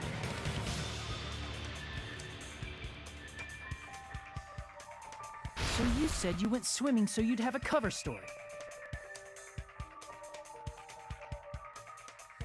Don't just stay silent! Say something! Hold on, you bastard! You saw her at the diner! You never saw her near the beach house, right? So maybe she really was swimming! No one even saw her swimming. No. I saw her. Huh? After I ran into you bastards at the diner, I crossed paths with her on my way home. So there's no doubt. She would have arrived at the diner from the opposite direction of the beach house.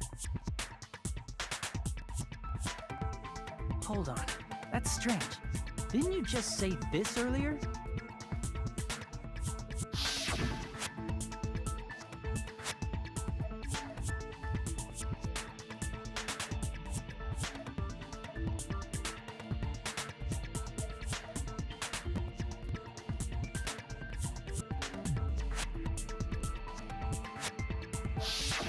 You told me you didn't see anyone. Don't try to tell me you forgot about that.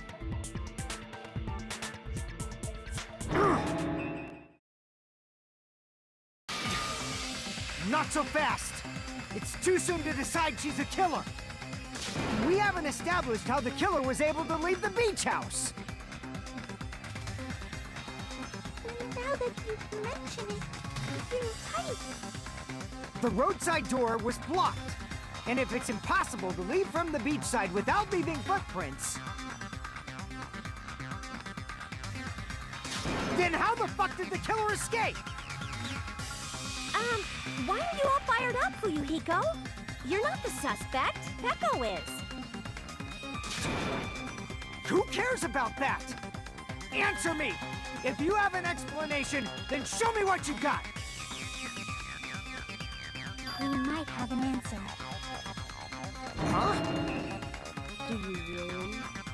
This mystery seems unsolvable.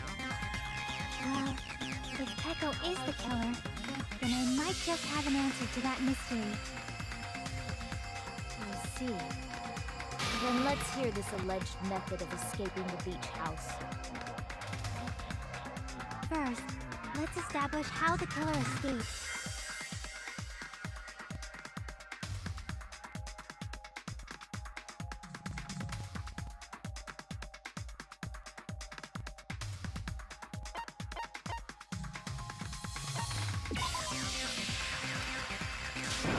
Crap!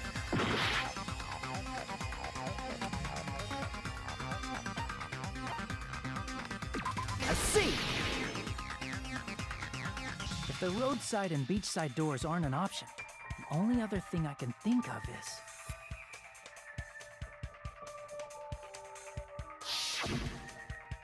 Well, nothing really. Except that small window in the shower room. Don't you know how high that window is? There's no way Peko could have reached it. But what if, for instance, she got help from someone? She might have reached it by riding someone's shoulders, but then that person would have been left behind. Is it possible an object was used? A rope, for instance? And what happened to the rope after they used it? And don't say something stupid like they threw it outside.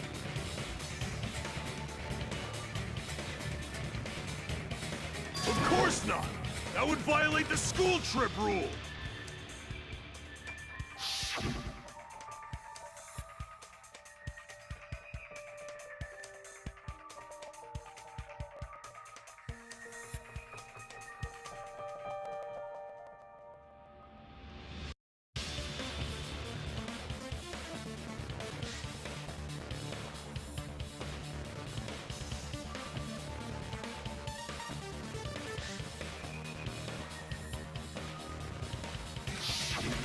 Littering is prohibited.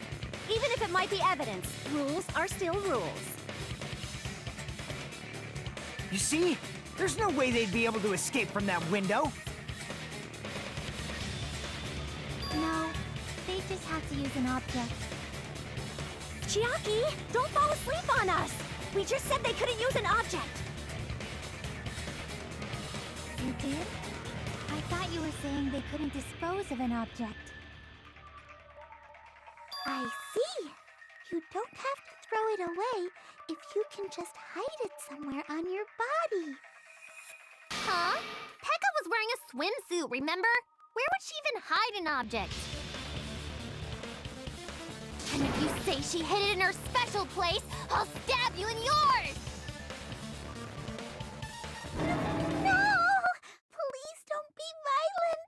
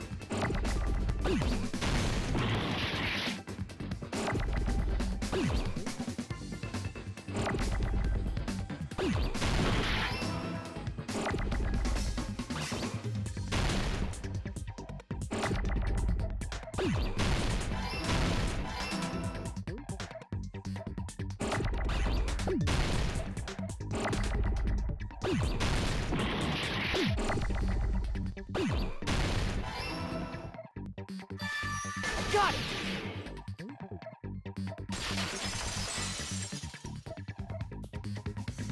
Peko, you carry that bamboo sword on your back at all times, right? If I recall correctly, you had it then too.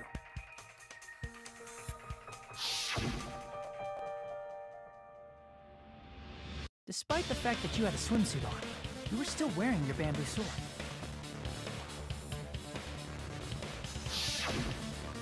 Are you saying she used that bamboo sword to escape through the window? Yeah, Peko used that bamboo sword as a step stool and escaped out the window. Sword as a step stool? You see? I knew it! I knew it was a ninja!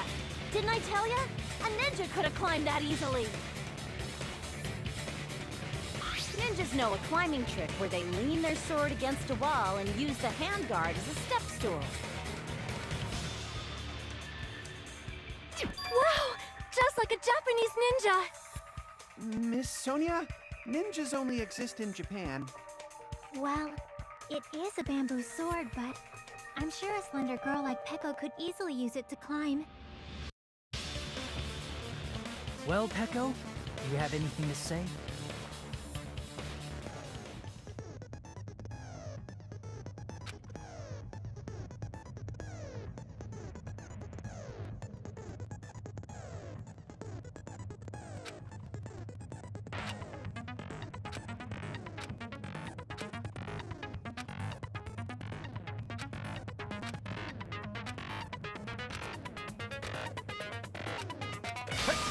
Hold on a sec, you bastard!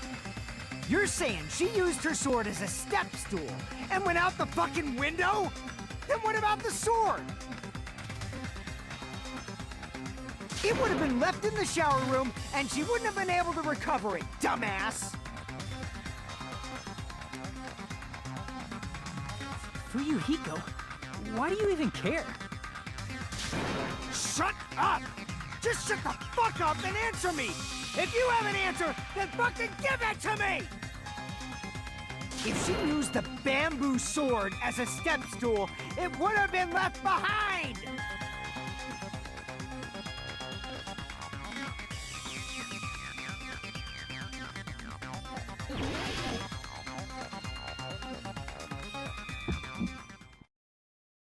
Got proof, you bastard? That's obviously impossible! Shut up! Shut up! Don't fuck with me! Got proof, you bastard?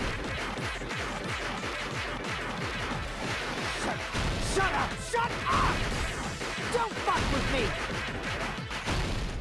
Got proof, you bastard? That's obviously impossible! Bastard! Got proof, you bastard? I'll sell your fucking organs! You're pissing me off! You're pissing me off! Bastard! Shut up! Shut up! Got proof, you bastard? That's obviously impossible! Shut up! Shut up! Don't fuck with me! Got proof, you bastard? If she used the bamboo sword as a step stool, it would have been left. This is the end.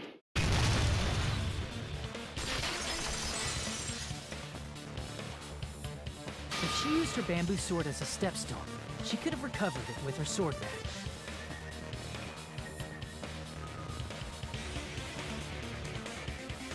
When she leaned her sword against the wall to use as a stepstone, she tied her sword back to it.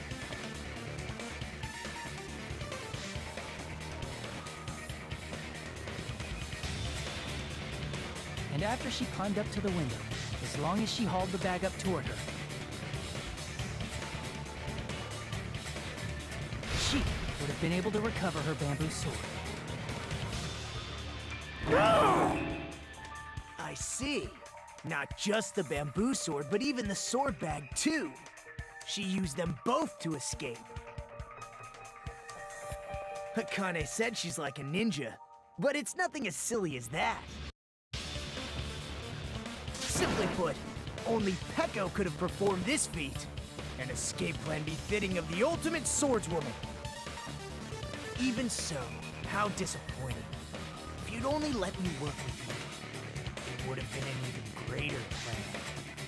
Oh, you just back off! Is it true? You really killed Hold on! You're just making assumptions! You don't have any proof. I won't accept this unless there's proof! Got it, you bastard? It's fine. Huh? I said it's fine. Saying anything more would just be an exercise in futility.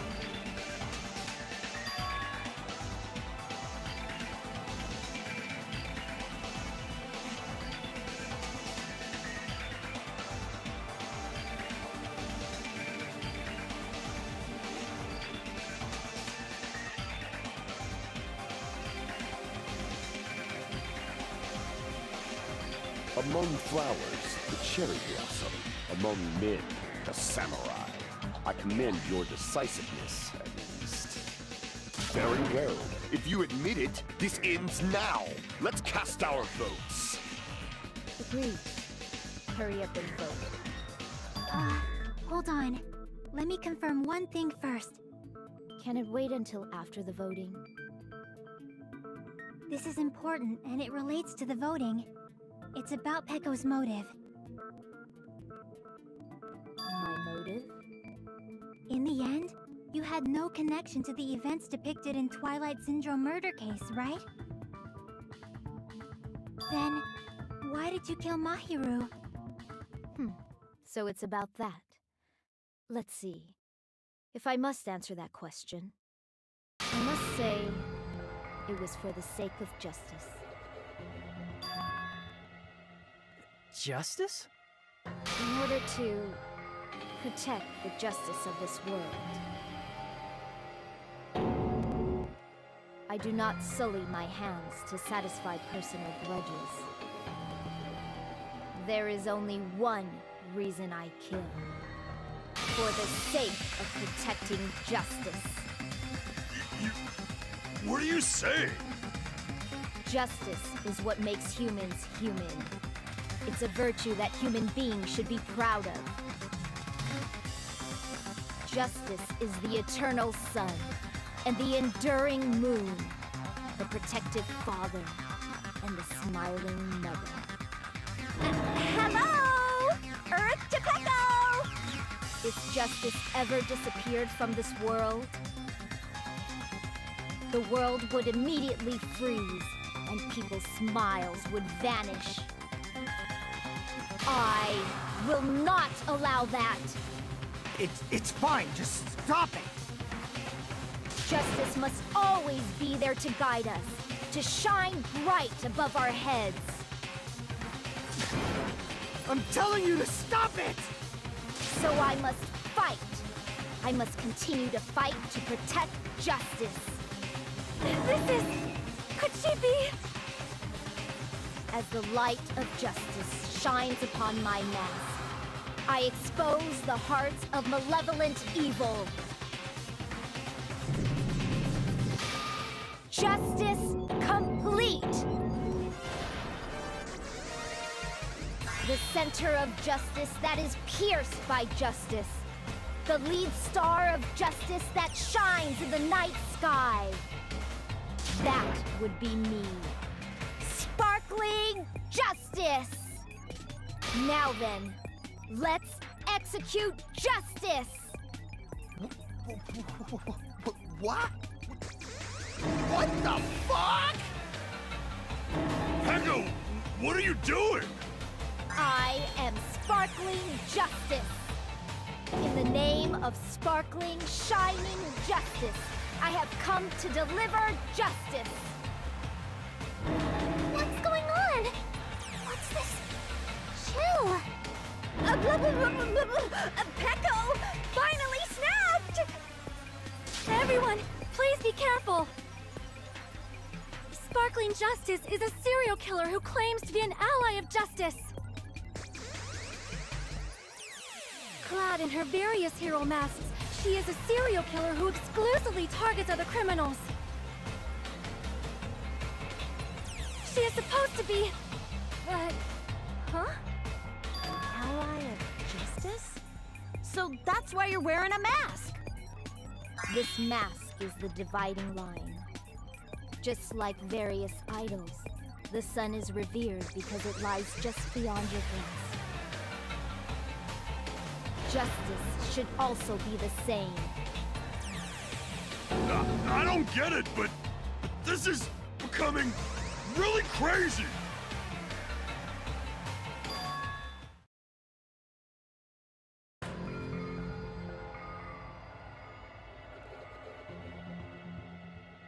This is turning out to be a surprising turn of events. Hey!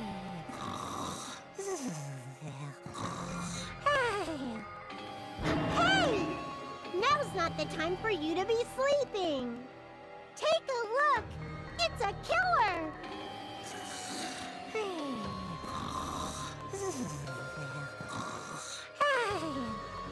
This again? Huh? Sleepwalking? So what's your answer to my previous question? Why did you kill Mahiru? This world must always be bathed in the light of justice. I must not allow even one shadow. Evil must be eliminated immediately.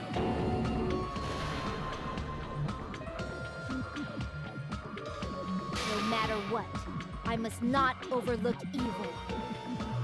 Evil? Are you saying Mahiru is... If you knew about that incident, then you must have played the game. Am I right?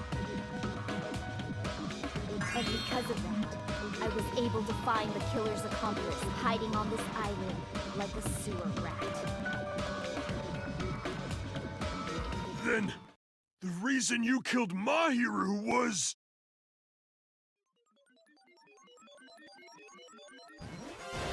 To protect justice, of course. In order to protect justice, I have become its merciless sword and executed justice. Holy crap! She's such a stereotypical psychopath! She's so gross! Peko, is this your true identity? My true identity? I have already forgotten who I am. It just shows my determination.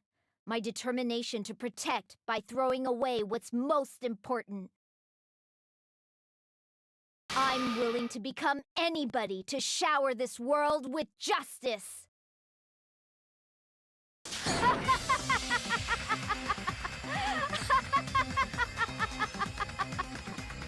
Oh, I can't stand this anymore! Let's just end this farce already!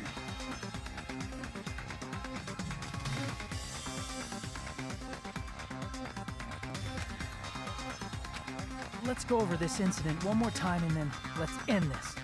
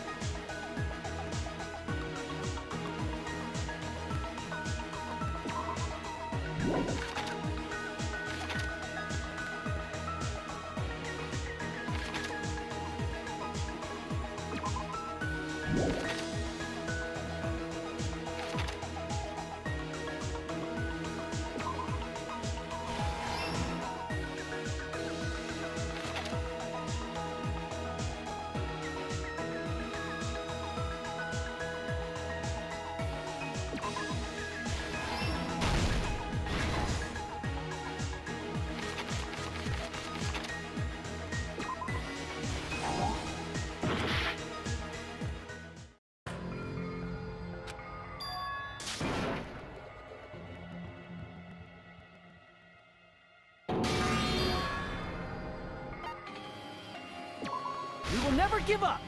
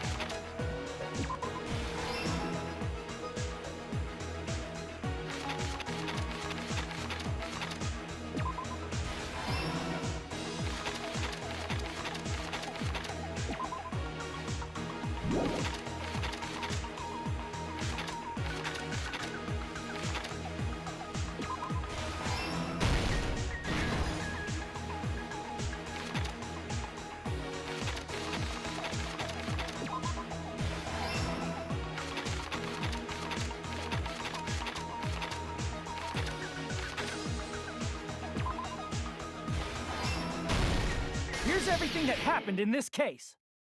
The incident began this morning when Mahiru spoke to Hyoko.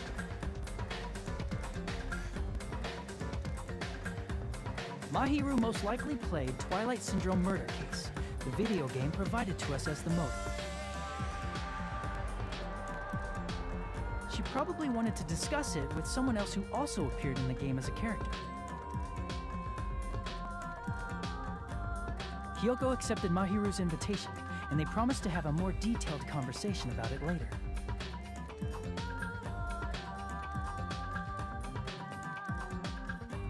However, someone else overheard their exchange. The killer. The killer eavesdropped on their conversation and used their promise to devise a specific murder plan. By preparing a specific item, they planned to manipulate the two's actions.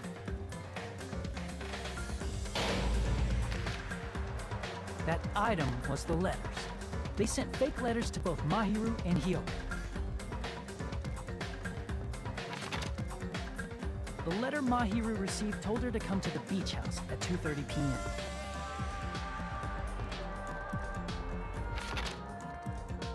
And the letter Hyoko received told her to come to the beach house at exactly 2 p.m. By providing different times, the killer was able to lure them to the beach house separately.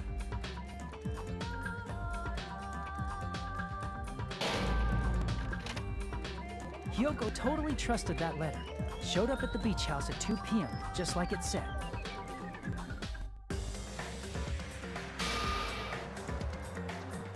And was drugged into unconsciousness by the killer lying in wait.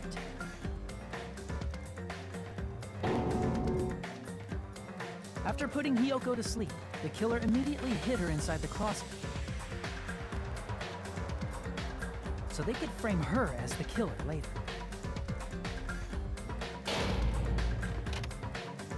At 2:30 p.m., Mahiru arrived at the beach house. She was completely unaware that she'd been targeted for murder.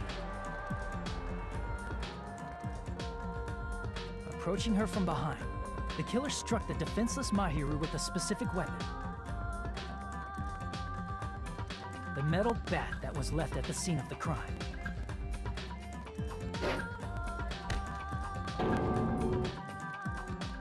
The bat was brought down onto the back of Mahiru's head, and with that, she took her last breath. According to Mikan's autopsy, Mahiru died instantly, so she probably never knew who killed her.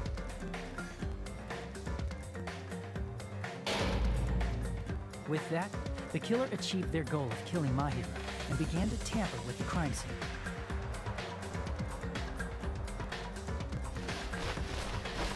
They dragged Mahiru's body so that it blocked the door leading to the road.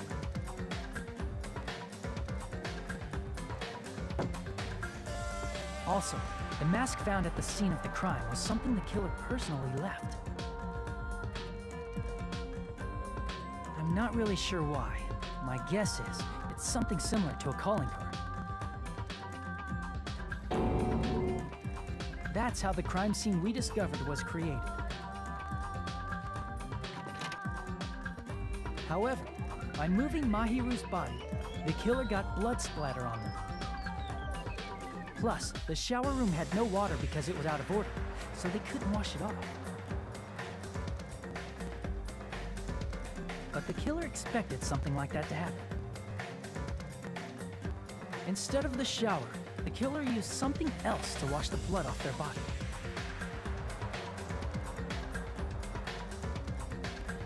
They used plastic water bottles that were inside the beach house refrigerator.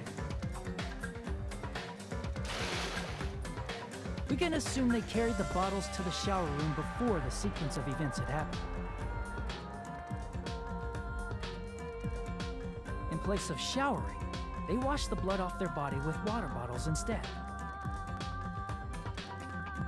However, they had no choice but to dispose of the empty bottles in the beach house's trash can. Littering is against the rules, and it would have taken too much time to throw them away somewhere else.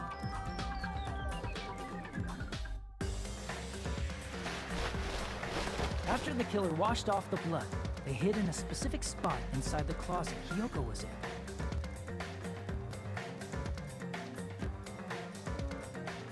The killer hid inside the surfboard case that they had already emptied beforehand.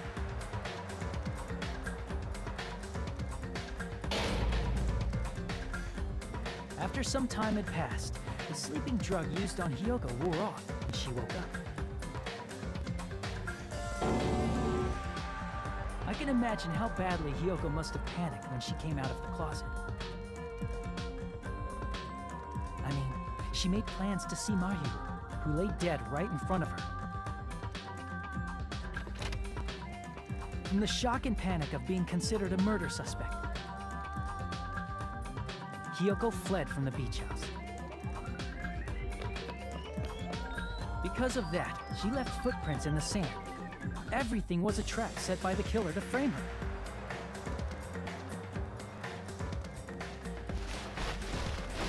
After Hiyoko left, the killer finally came out of the surfboard case and placed a gummy that they brought with them to shift our suspicion toward Hiyoko. Ironically, placing that gummy is what helped clear our suspicion toward Hiyoko. Finally, the killer began preparing to escape from the beach house. They couldn't risk leaving their footprints in the sand, so they escaped the beach house using a different route. The small window in the shower room. However, that window is rather high up and can't be reached easily, which is why the killer used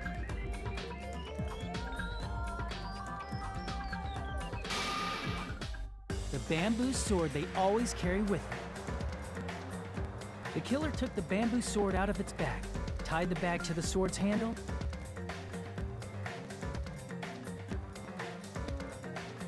and used the sword as a step stool to reach the small window while holding the sword bag in their hand.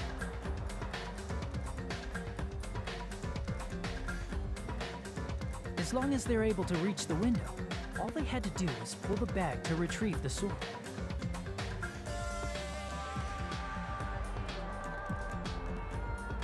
And so the killer left the beach house and appeared before us as if nothing had happened. But their wet hair and swimsuit didn't dry right away. There also weren't any towels at the beach house. So when the killer met up with us, they said they had been swimming for a while as an excuse.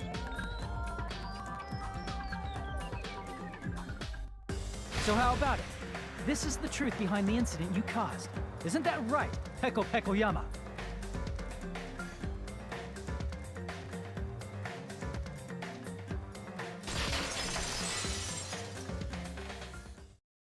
I see. And what of it? She's like totally cool with it. I haven't done anything to be ashamed of. What are you saying? You killed Mahiru! Wrong!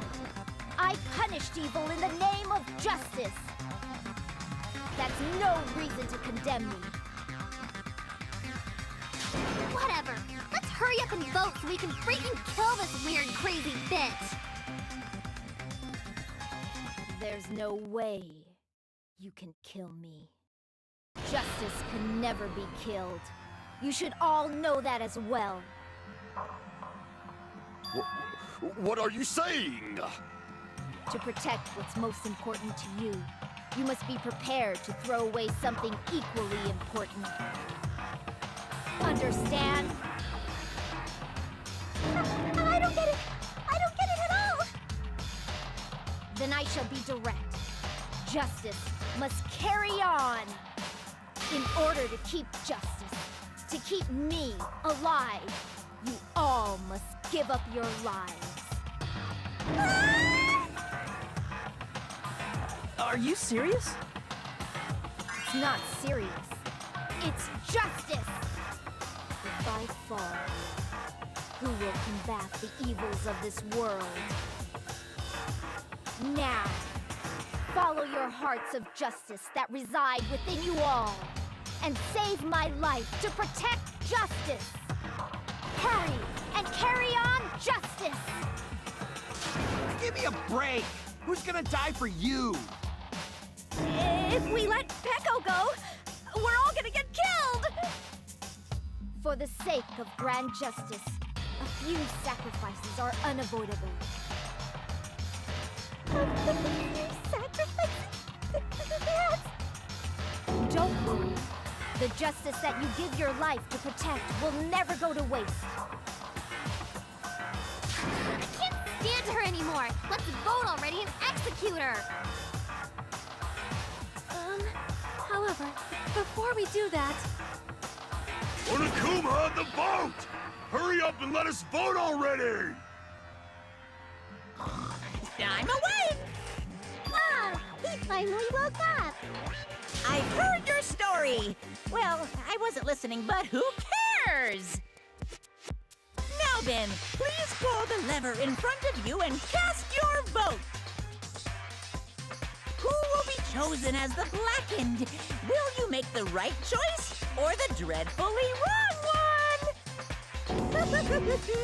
Such heart-pounding excitement!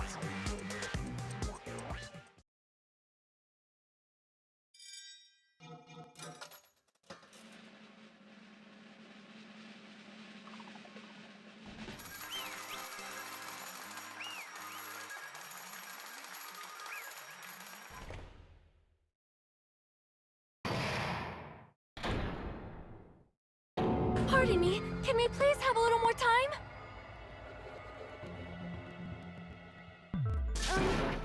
Pardon me, can we have a little bit more time? Please let us continue our discussion. Continue our discussion? But isn't the voting over? Yes, but I cannot help but feel strange. Something about this is definitely strange. Strange? What do you mean? There's no doubt that Peko is the killer. That is true. However, As a serial killer enthusiast, you're wondering if Peko is really sparkling justice, am I right? Hey, Miss Sonia isn't a serial killer enthusiast. She just has a little more passion about them than most. That makes her an enthusiast! Honestly, it felt strange to me too. I mean, there's a distinct difference between what we know about sparkling justice and Peko, right? Distinct difference?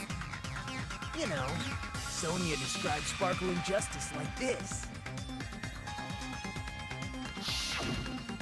justice complete! The center of justice that is pierced by justice!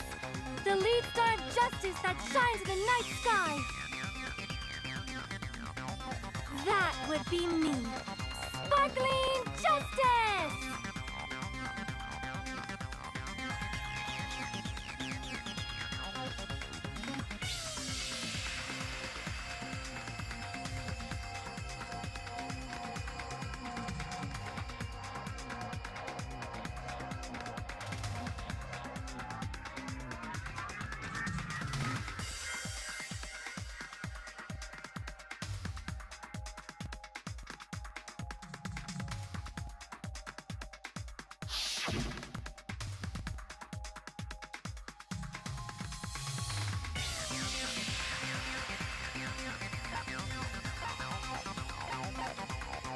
I see!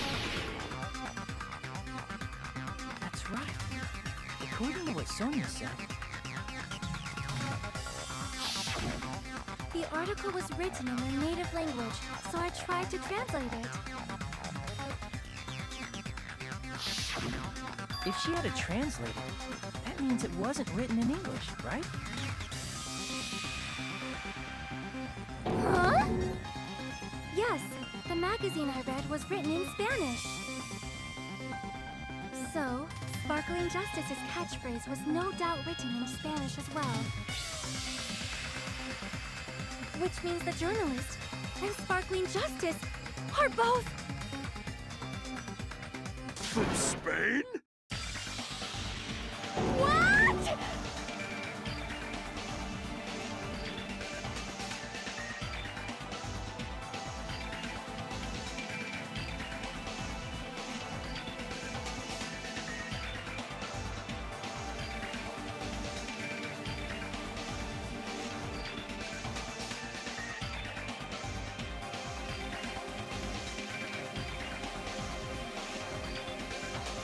Pecco, you're not Sparkling Justice. There's no way that's possible.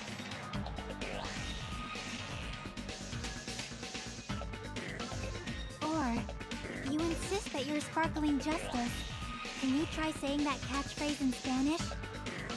Would you be able to do that?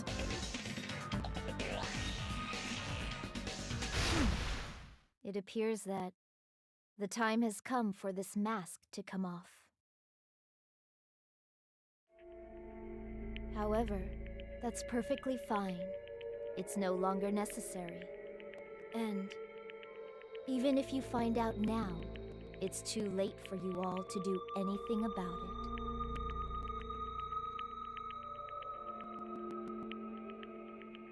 My duty has already been finished. My duty as a tool has already been completed in full. Uh-huh? Looks like she's back to normal? That mask has fulfilled its purpose, just as I have. What do you mean? Fulfilled its purpose too late? What are you getting at? Now that you've already cast your votes, is what it means. Hey, be clearer! We're asking you what your purpose was. I have no purpose. I am just a mere tool. Tool? What do you mean? She called herself a tool, which means someone else used her then?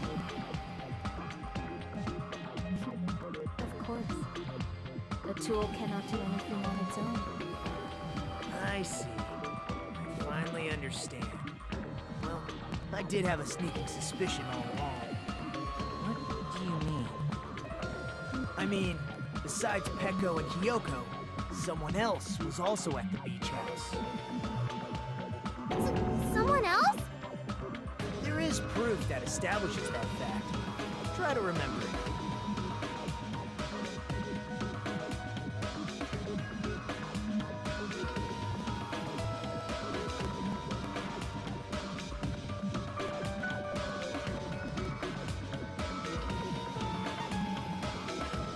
I see! Are you talking about the body discovery announcement? Yep, that's right. I mean, didn't Monokuma say so earlier?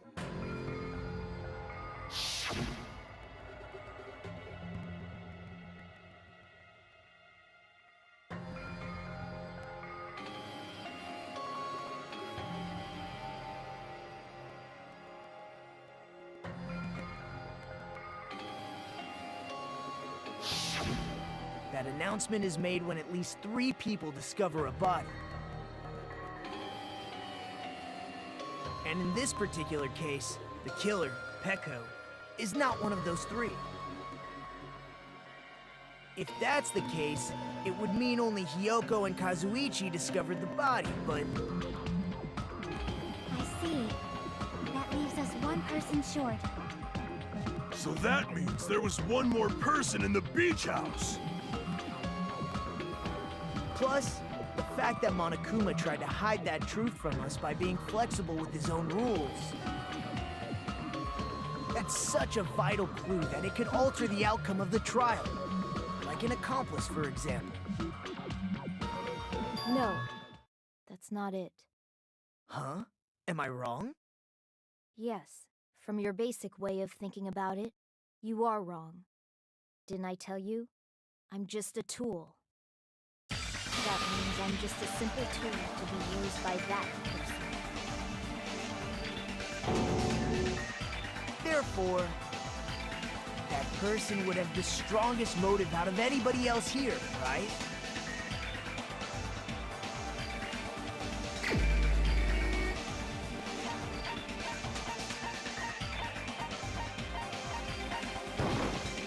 You're the only one!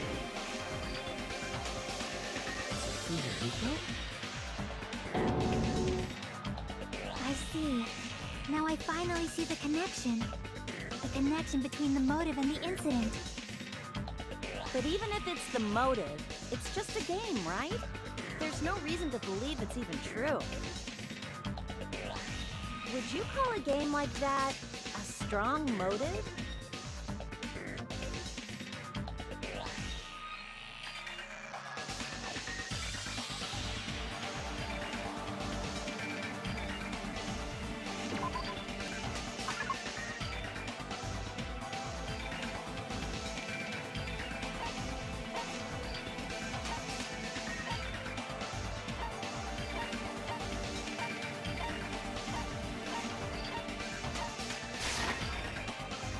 I can prove it with this! I didn't think it was necessary to confirm it if it didn't have anything to do with Mahiru's murder, but... There's no doubt that game is based on actual events. That much is clear if you saw the ending prize.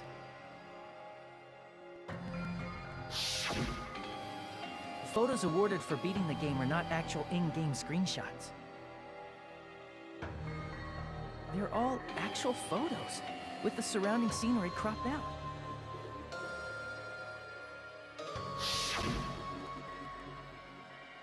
You knew all along, Fuyuhiko, didn't you? You knew whether or not the first victim in the game was actually your little sister, right?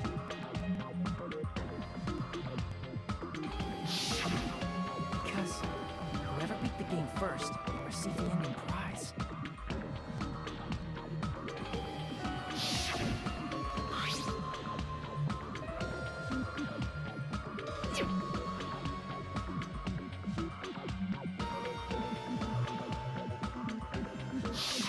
It was the envelope, right?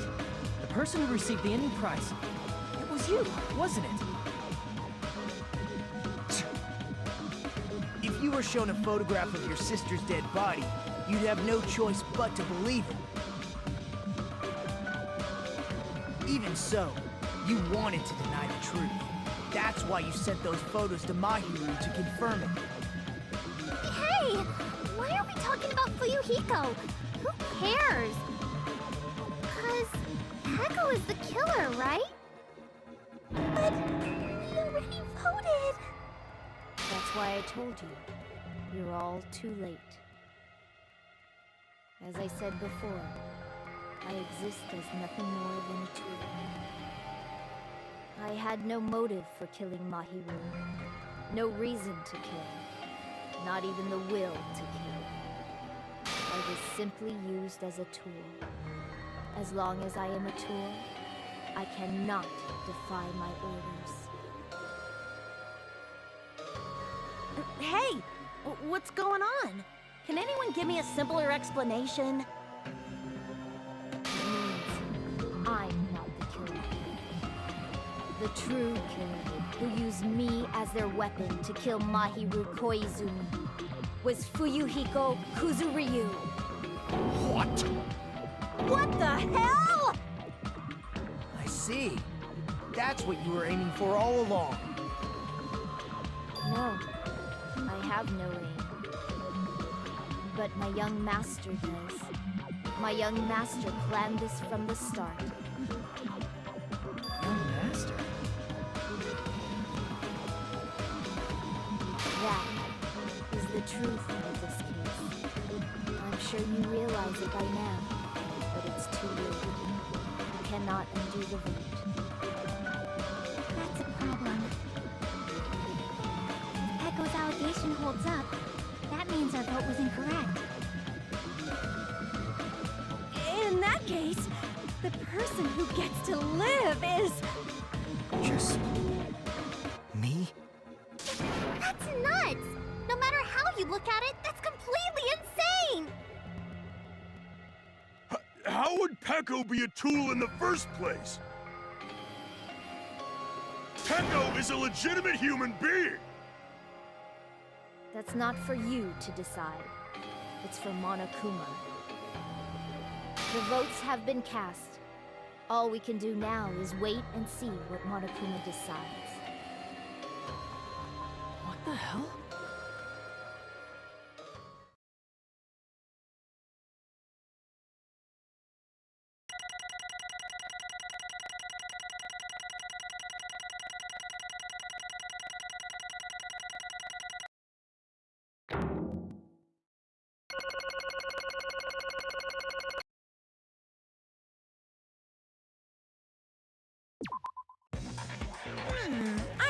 bind, and what a bind it is.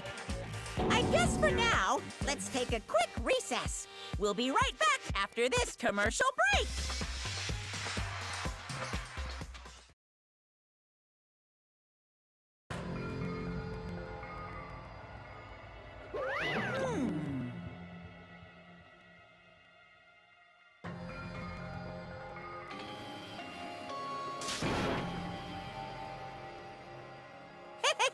Sorry. Hey!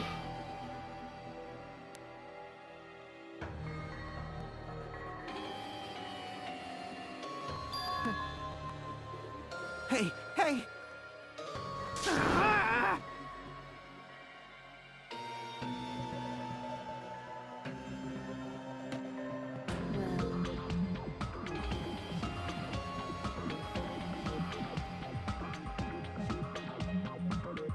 You just don't know.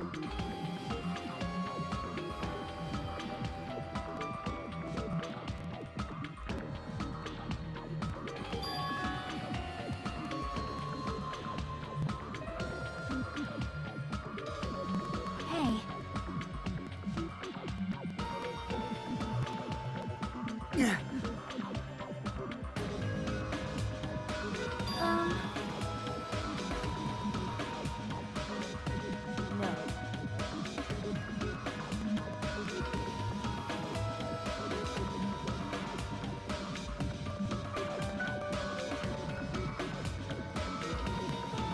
Nothing but a tool.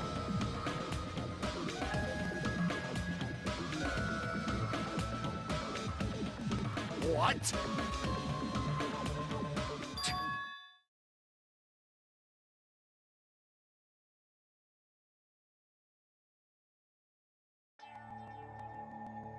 If my young master is attacked, I must defend him as his shield. If he intends to kill, I must be his sword. That is my only reason for living. Before I am human, I am my young master's tool, first and foremost. Until this body of mine can no longer move, I shall fulfill my duty until the very end. That is...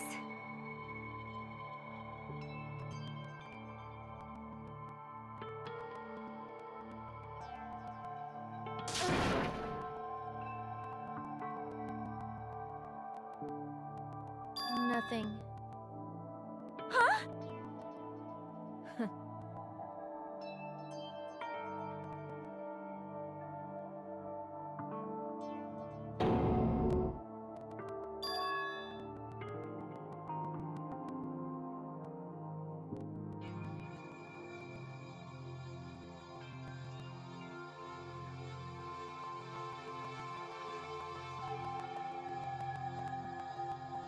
You fiend. No.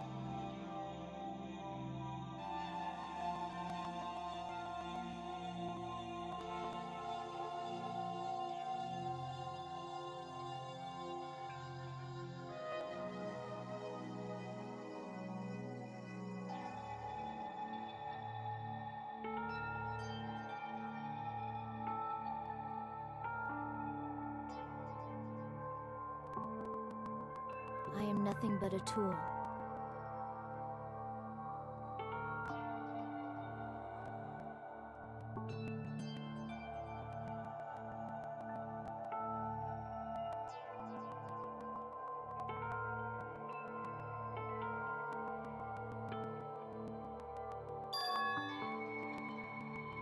Damn it.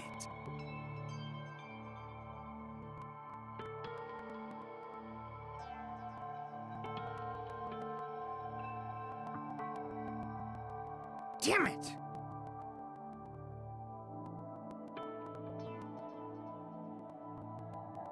Don't fuck with me!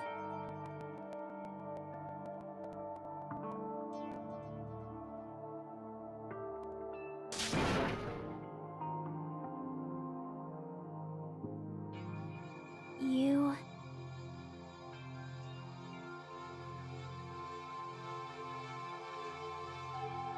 So...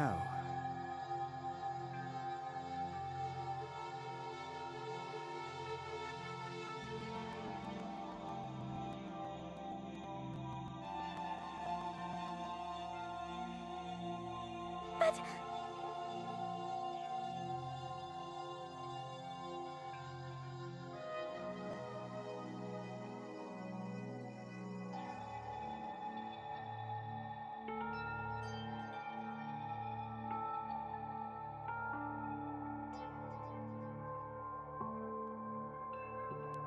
Um... Um...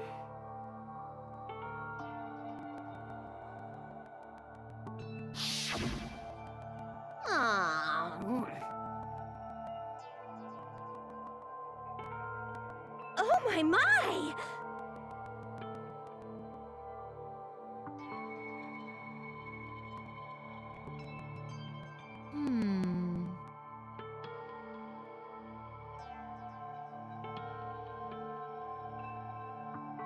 Huh?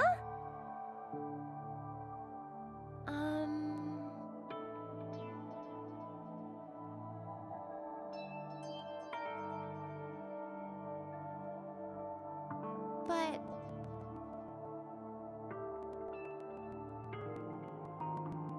Are you serious?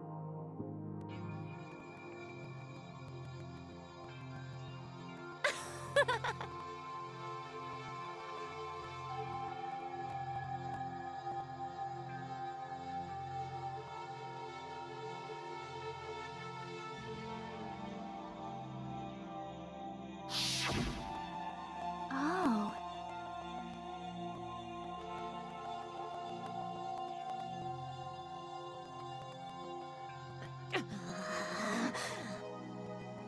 But...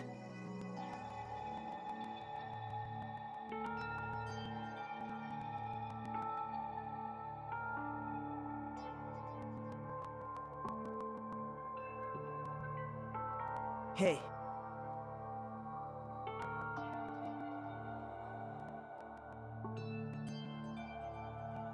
What the?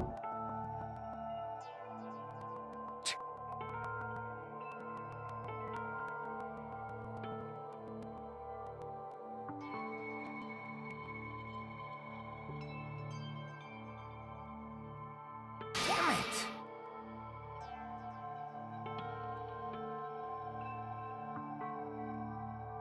And so,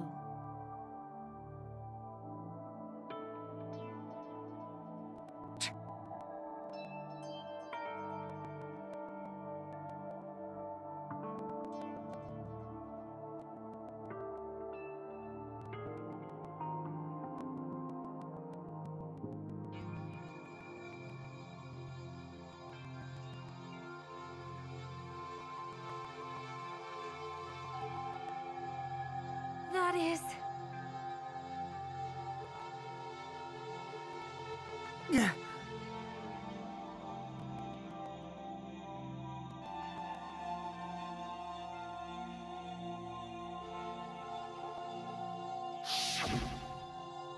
hey,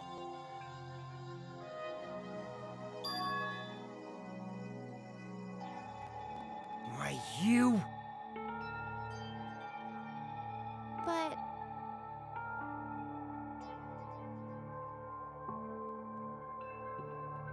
Why?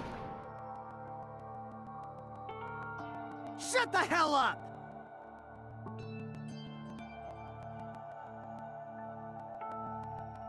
What are you saying?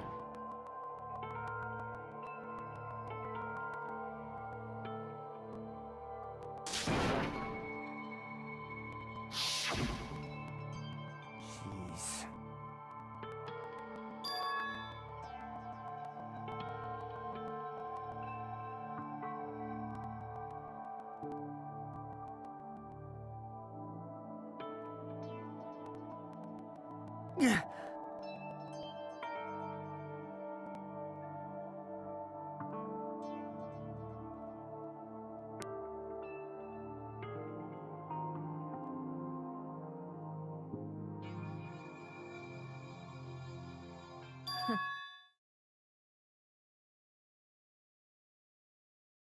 Huh? Young master, I am finished. What?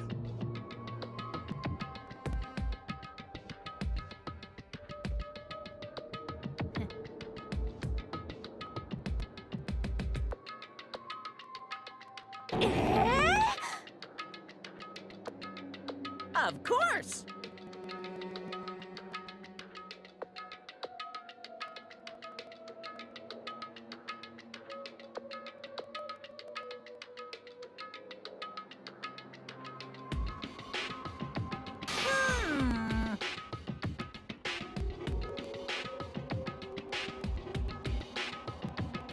Be quiet. Yes, indeed!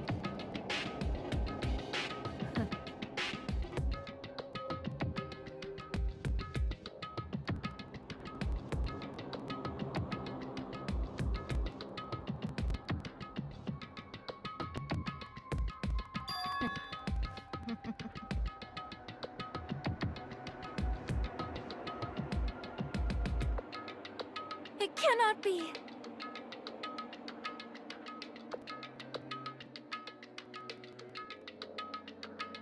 Mm.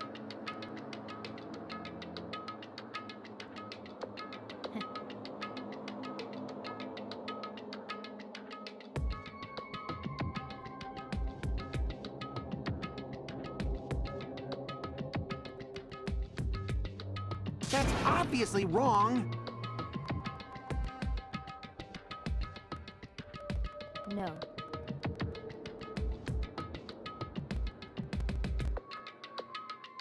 This is troubling!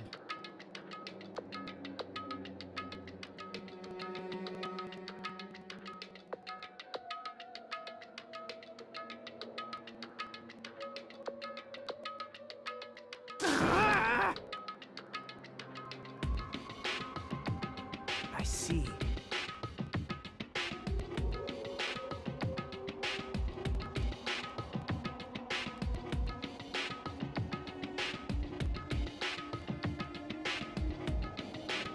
Great!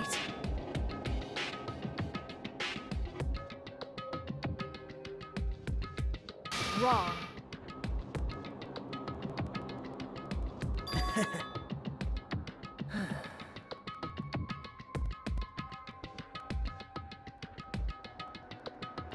Now then.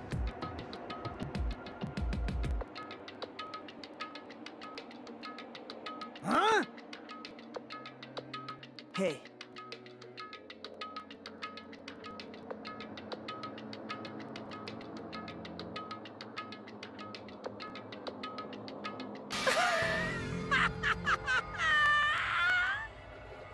What? Hold on.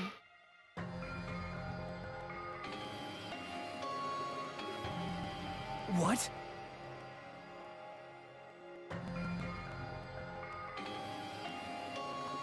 Jeez.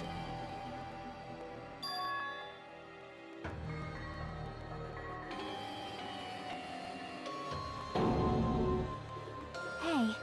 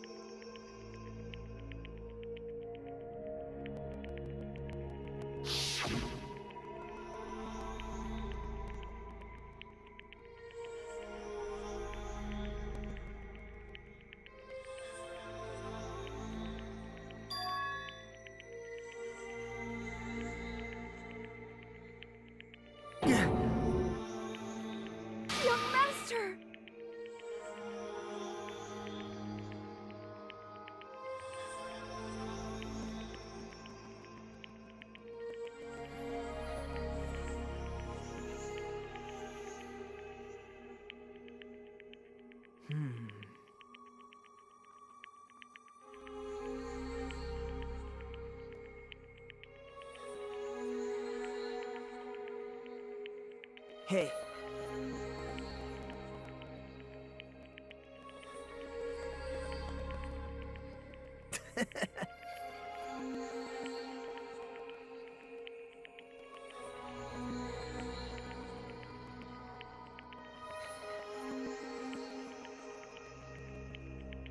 Damn it! Young Master, I am finished. You? What the hell did you do? You already know, right? What's going to happen after you kill someone? I did it because I know. There is no way I can let that happen to you. Hey, Peko. Do you remember what I told you when we first arrived on this island? Our professional relationship doesn't exist on this island. We're just fellow high school students now. You need to run. Got it? Just let me take the fall so you can get away. Young Master, that is impossible. Shut up! I'm ordering you not to worry about me! There is no way I cannot worry about you. I am my young master's tool. A tool to protect my young master. Without an owner, the tool serves no purpose. God damn it, we are done with that crap! Why won't you listen to what I'm saying? Regardless, I will not flee. Besides, I'm fairly certain they'll discover the truth soon enough. Then why did you... I have a plan. Huh? A plan? Please do not worry. I promise I will keep my young master alive and return him safely home. You idiot. What do you intend to do? I intend to fulfill my duty as your tool. Now please, go! Hiyoko will be waking up soon. After you leave, I must block the door to the road with Mahiru's body. Hurry! Damn it. You better run away. Got it? Just forget about me! Forget about the Kuzuryu clan! You better escape!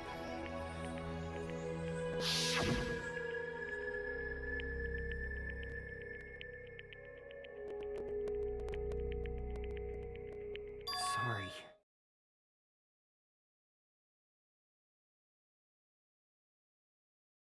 Young master! I'm a disgrace.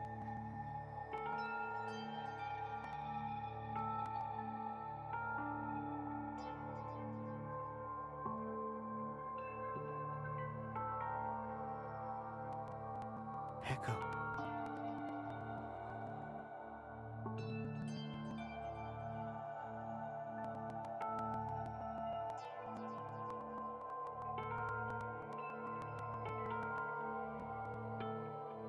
Young master! Uh-oh.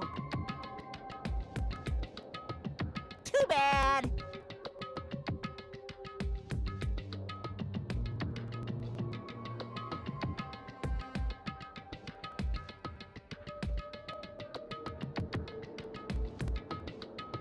Why you?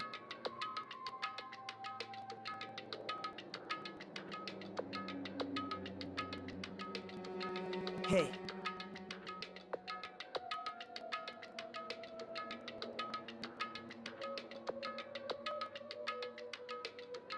Jeez.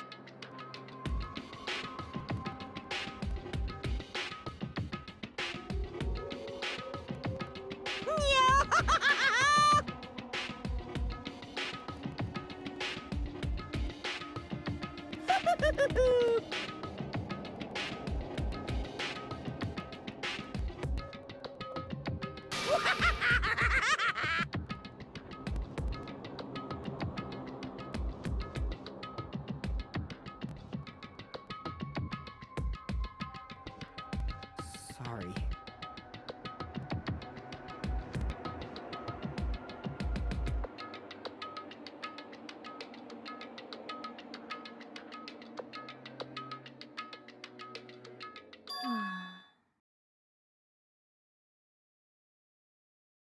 Huh?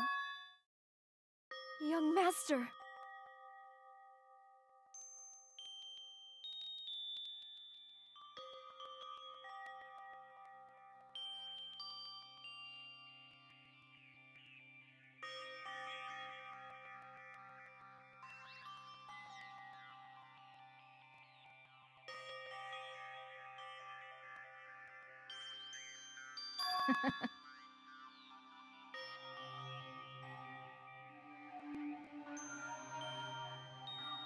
What?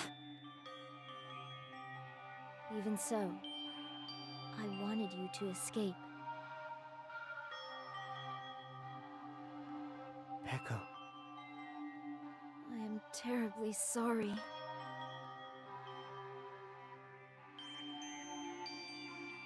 Goodbye.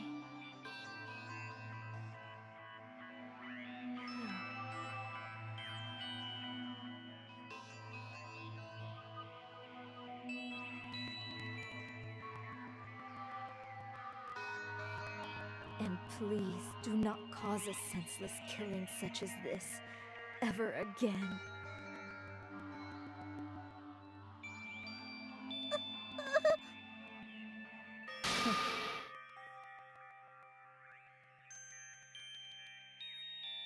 I will never feel despair.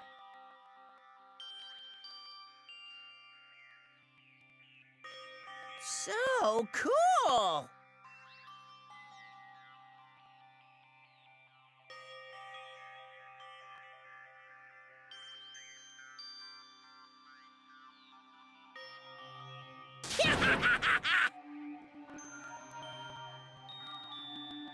Young Master Fuyuhiko.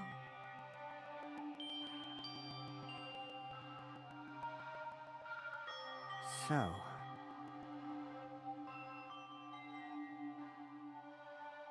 I want you to remember.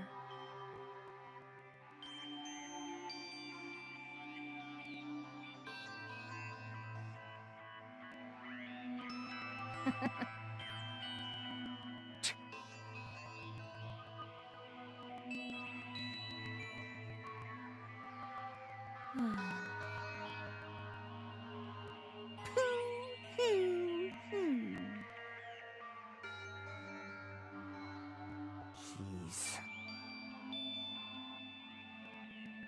Thrills, chills, kills! Why?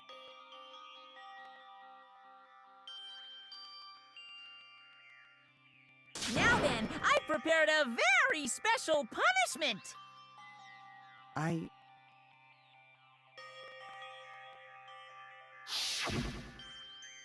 never needed a tool. So... You didn't need to become a tool. Let's give it everything we've got! You just needed to be yourself. I never wanted a tool. I just wanted you. Only you.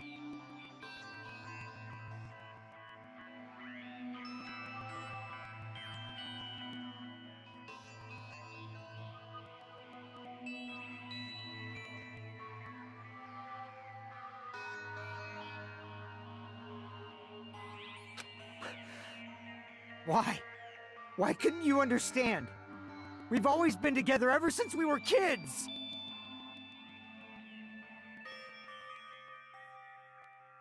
Let's go! It's punishment time! Please, Peko. Don't go!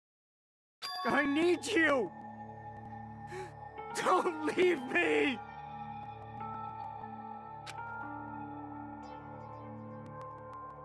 Young master.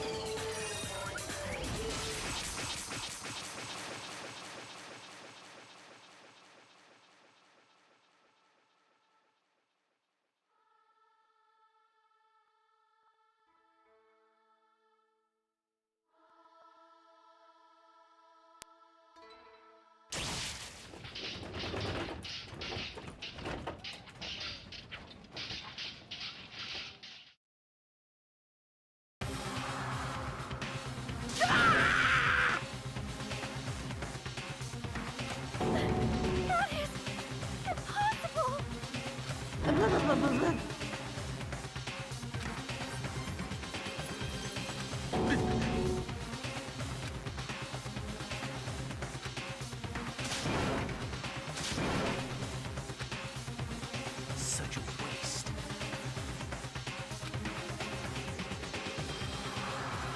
Damn it.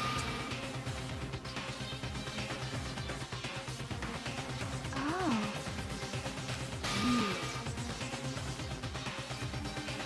Such despair. Isn't that right?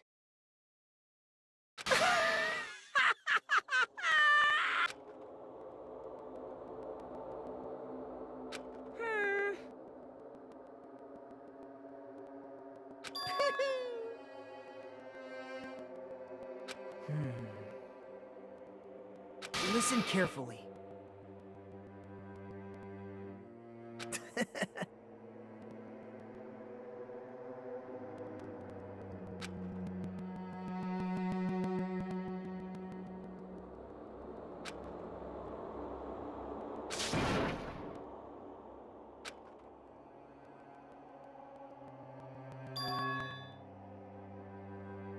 What?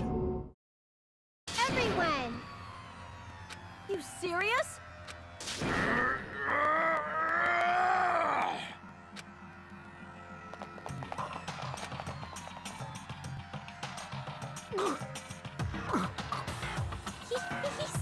He's still breathing. Is he gonna be okay? Do something! Hey! You need to save him! Hey! I'm trying! But his blood, he won't stop bleeding out! His pulse is getting weaker! Can't you do anything about it? God damn it!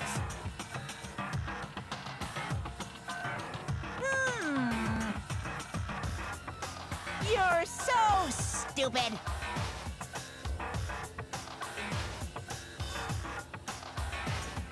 You stupid brother!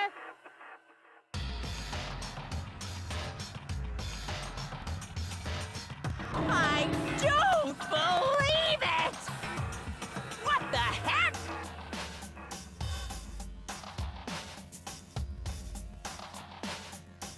That's wrong! Huh? Hey! Hey!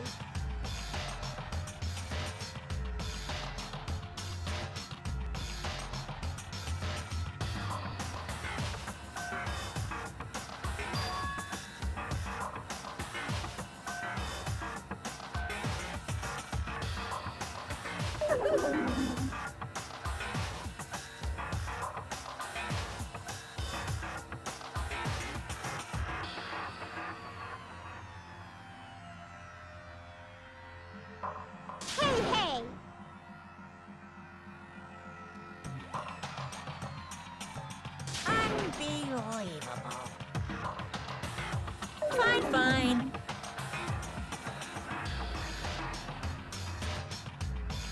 So...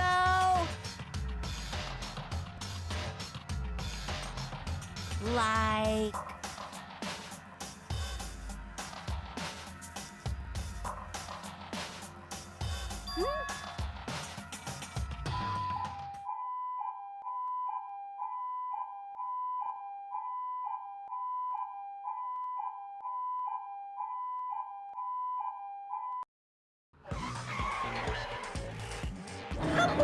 An ambulance? Just leave the rest to me, Dr. Killgood. Dr. Killgood, you've already killed your patients!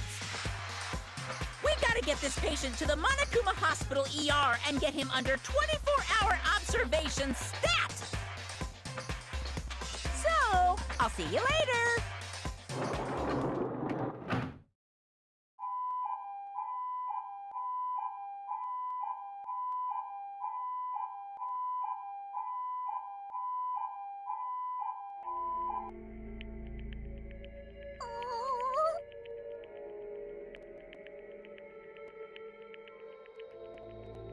Damn it. Perhaps.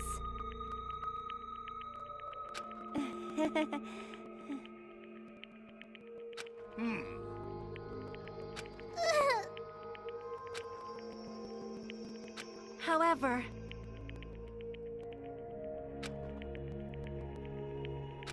Fall, my tears.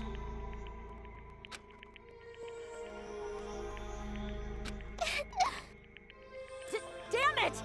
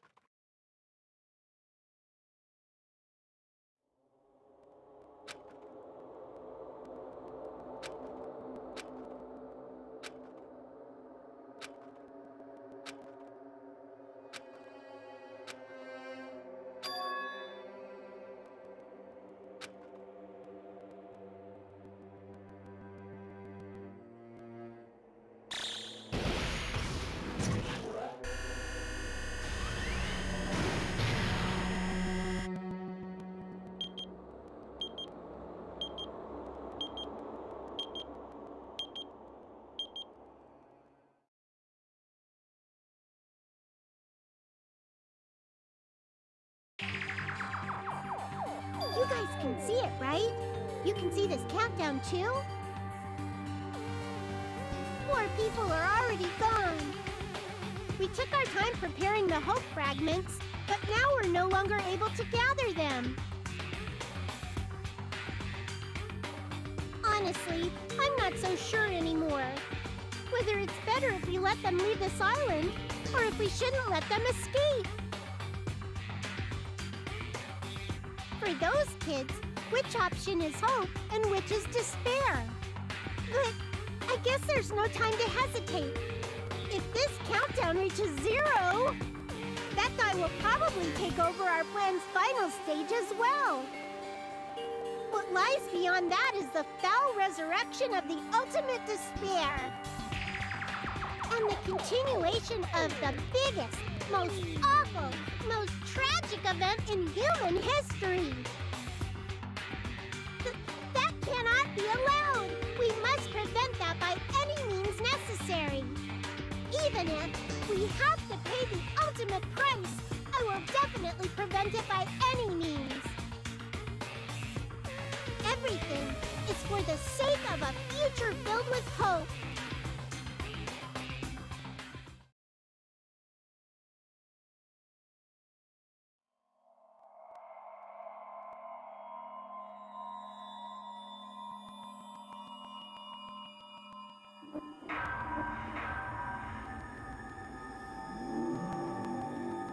Danganronpa.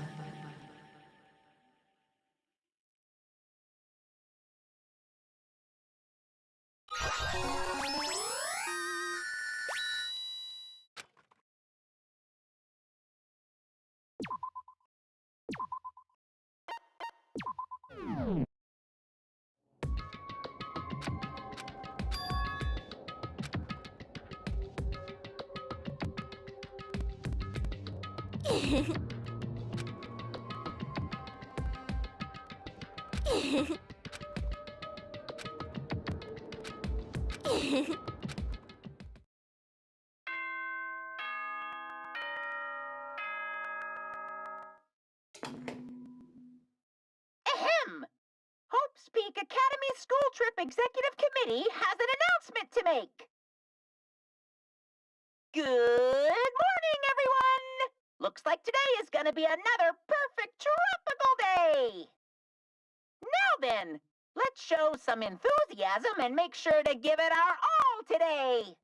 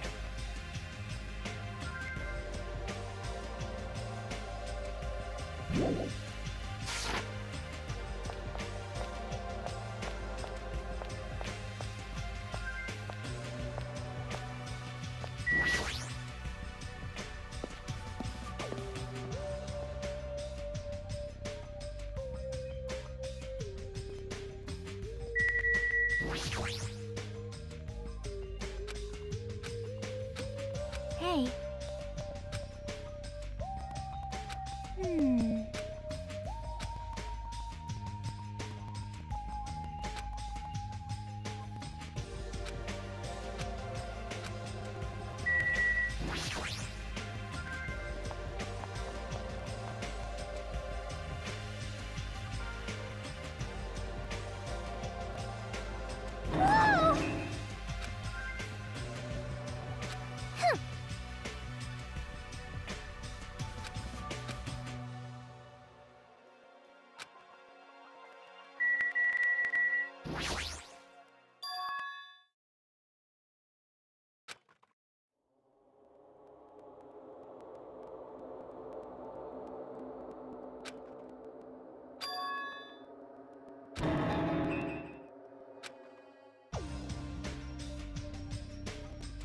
Yay!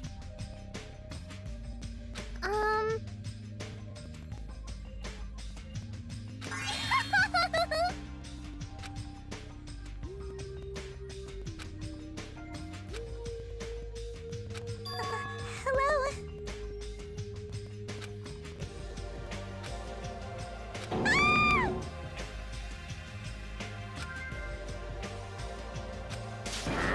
Ah! You?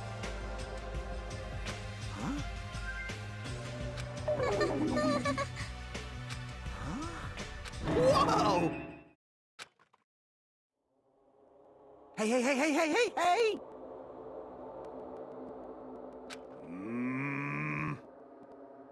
Damn it.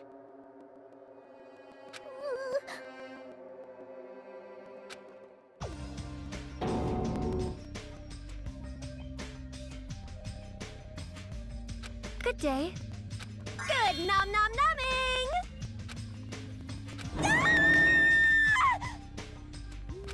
Something like this. Hey!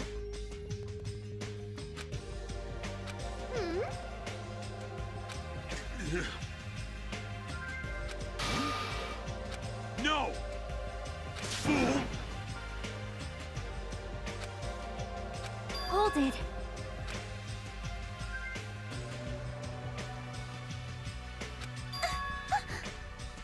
What the heck? You think so? See?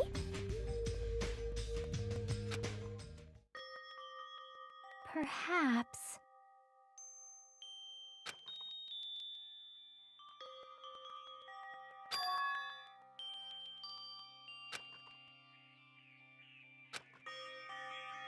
Right? I see. You... Huh? It cannot be.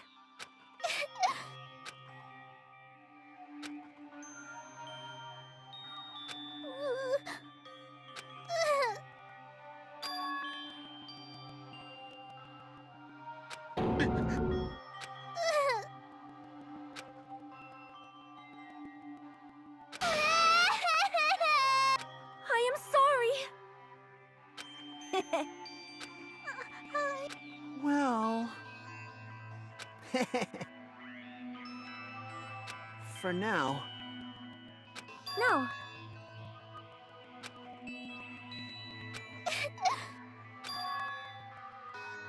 Impossible! You. I got it! Why? I see. Meow!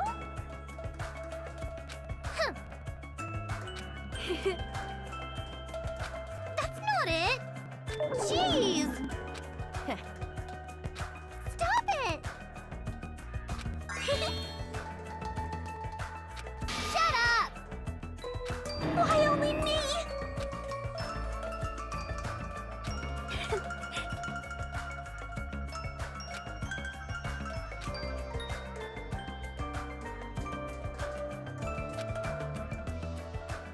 Well?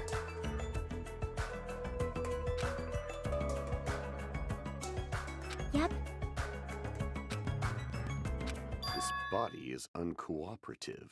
What? Impossible! You're the worst.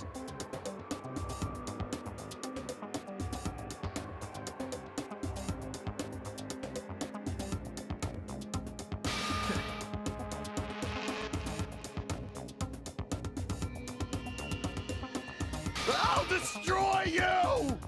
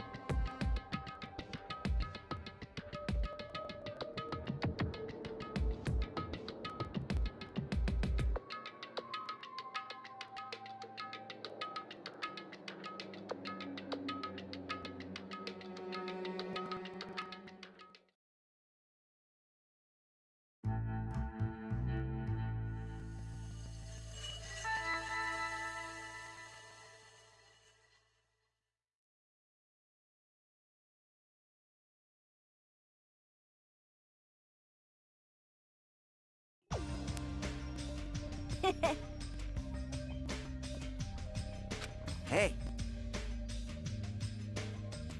Yo! Huh?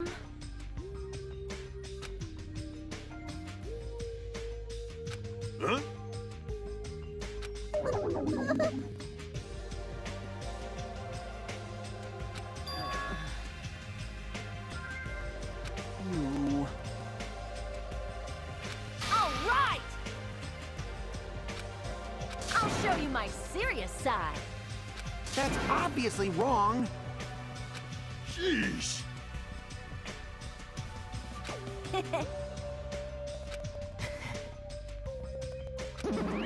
Hello. Meaningless. Jeez. Huh?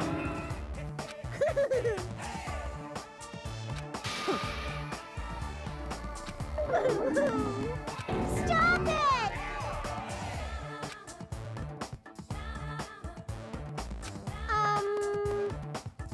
Hey! Hey, Ding ding ding ding!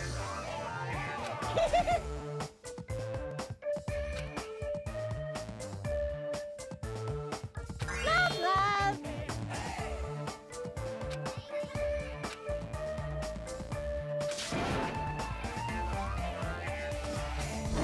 Could it be? Do you have a minute? I won't be fooled.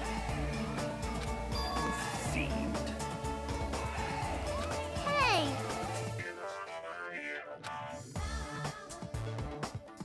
Hey! Huh?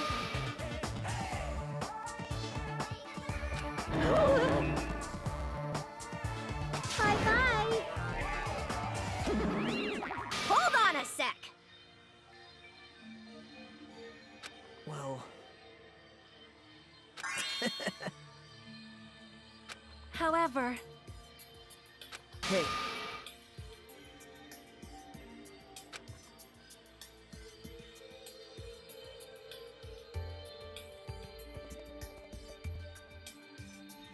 There's something wrong with you. Hey.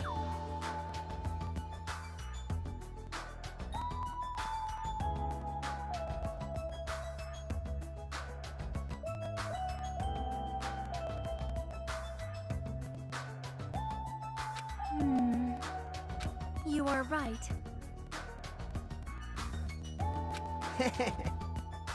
All right. Wait. Leave it to me. Hold on!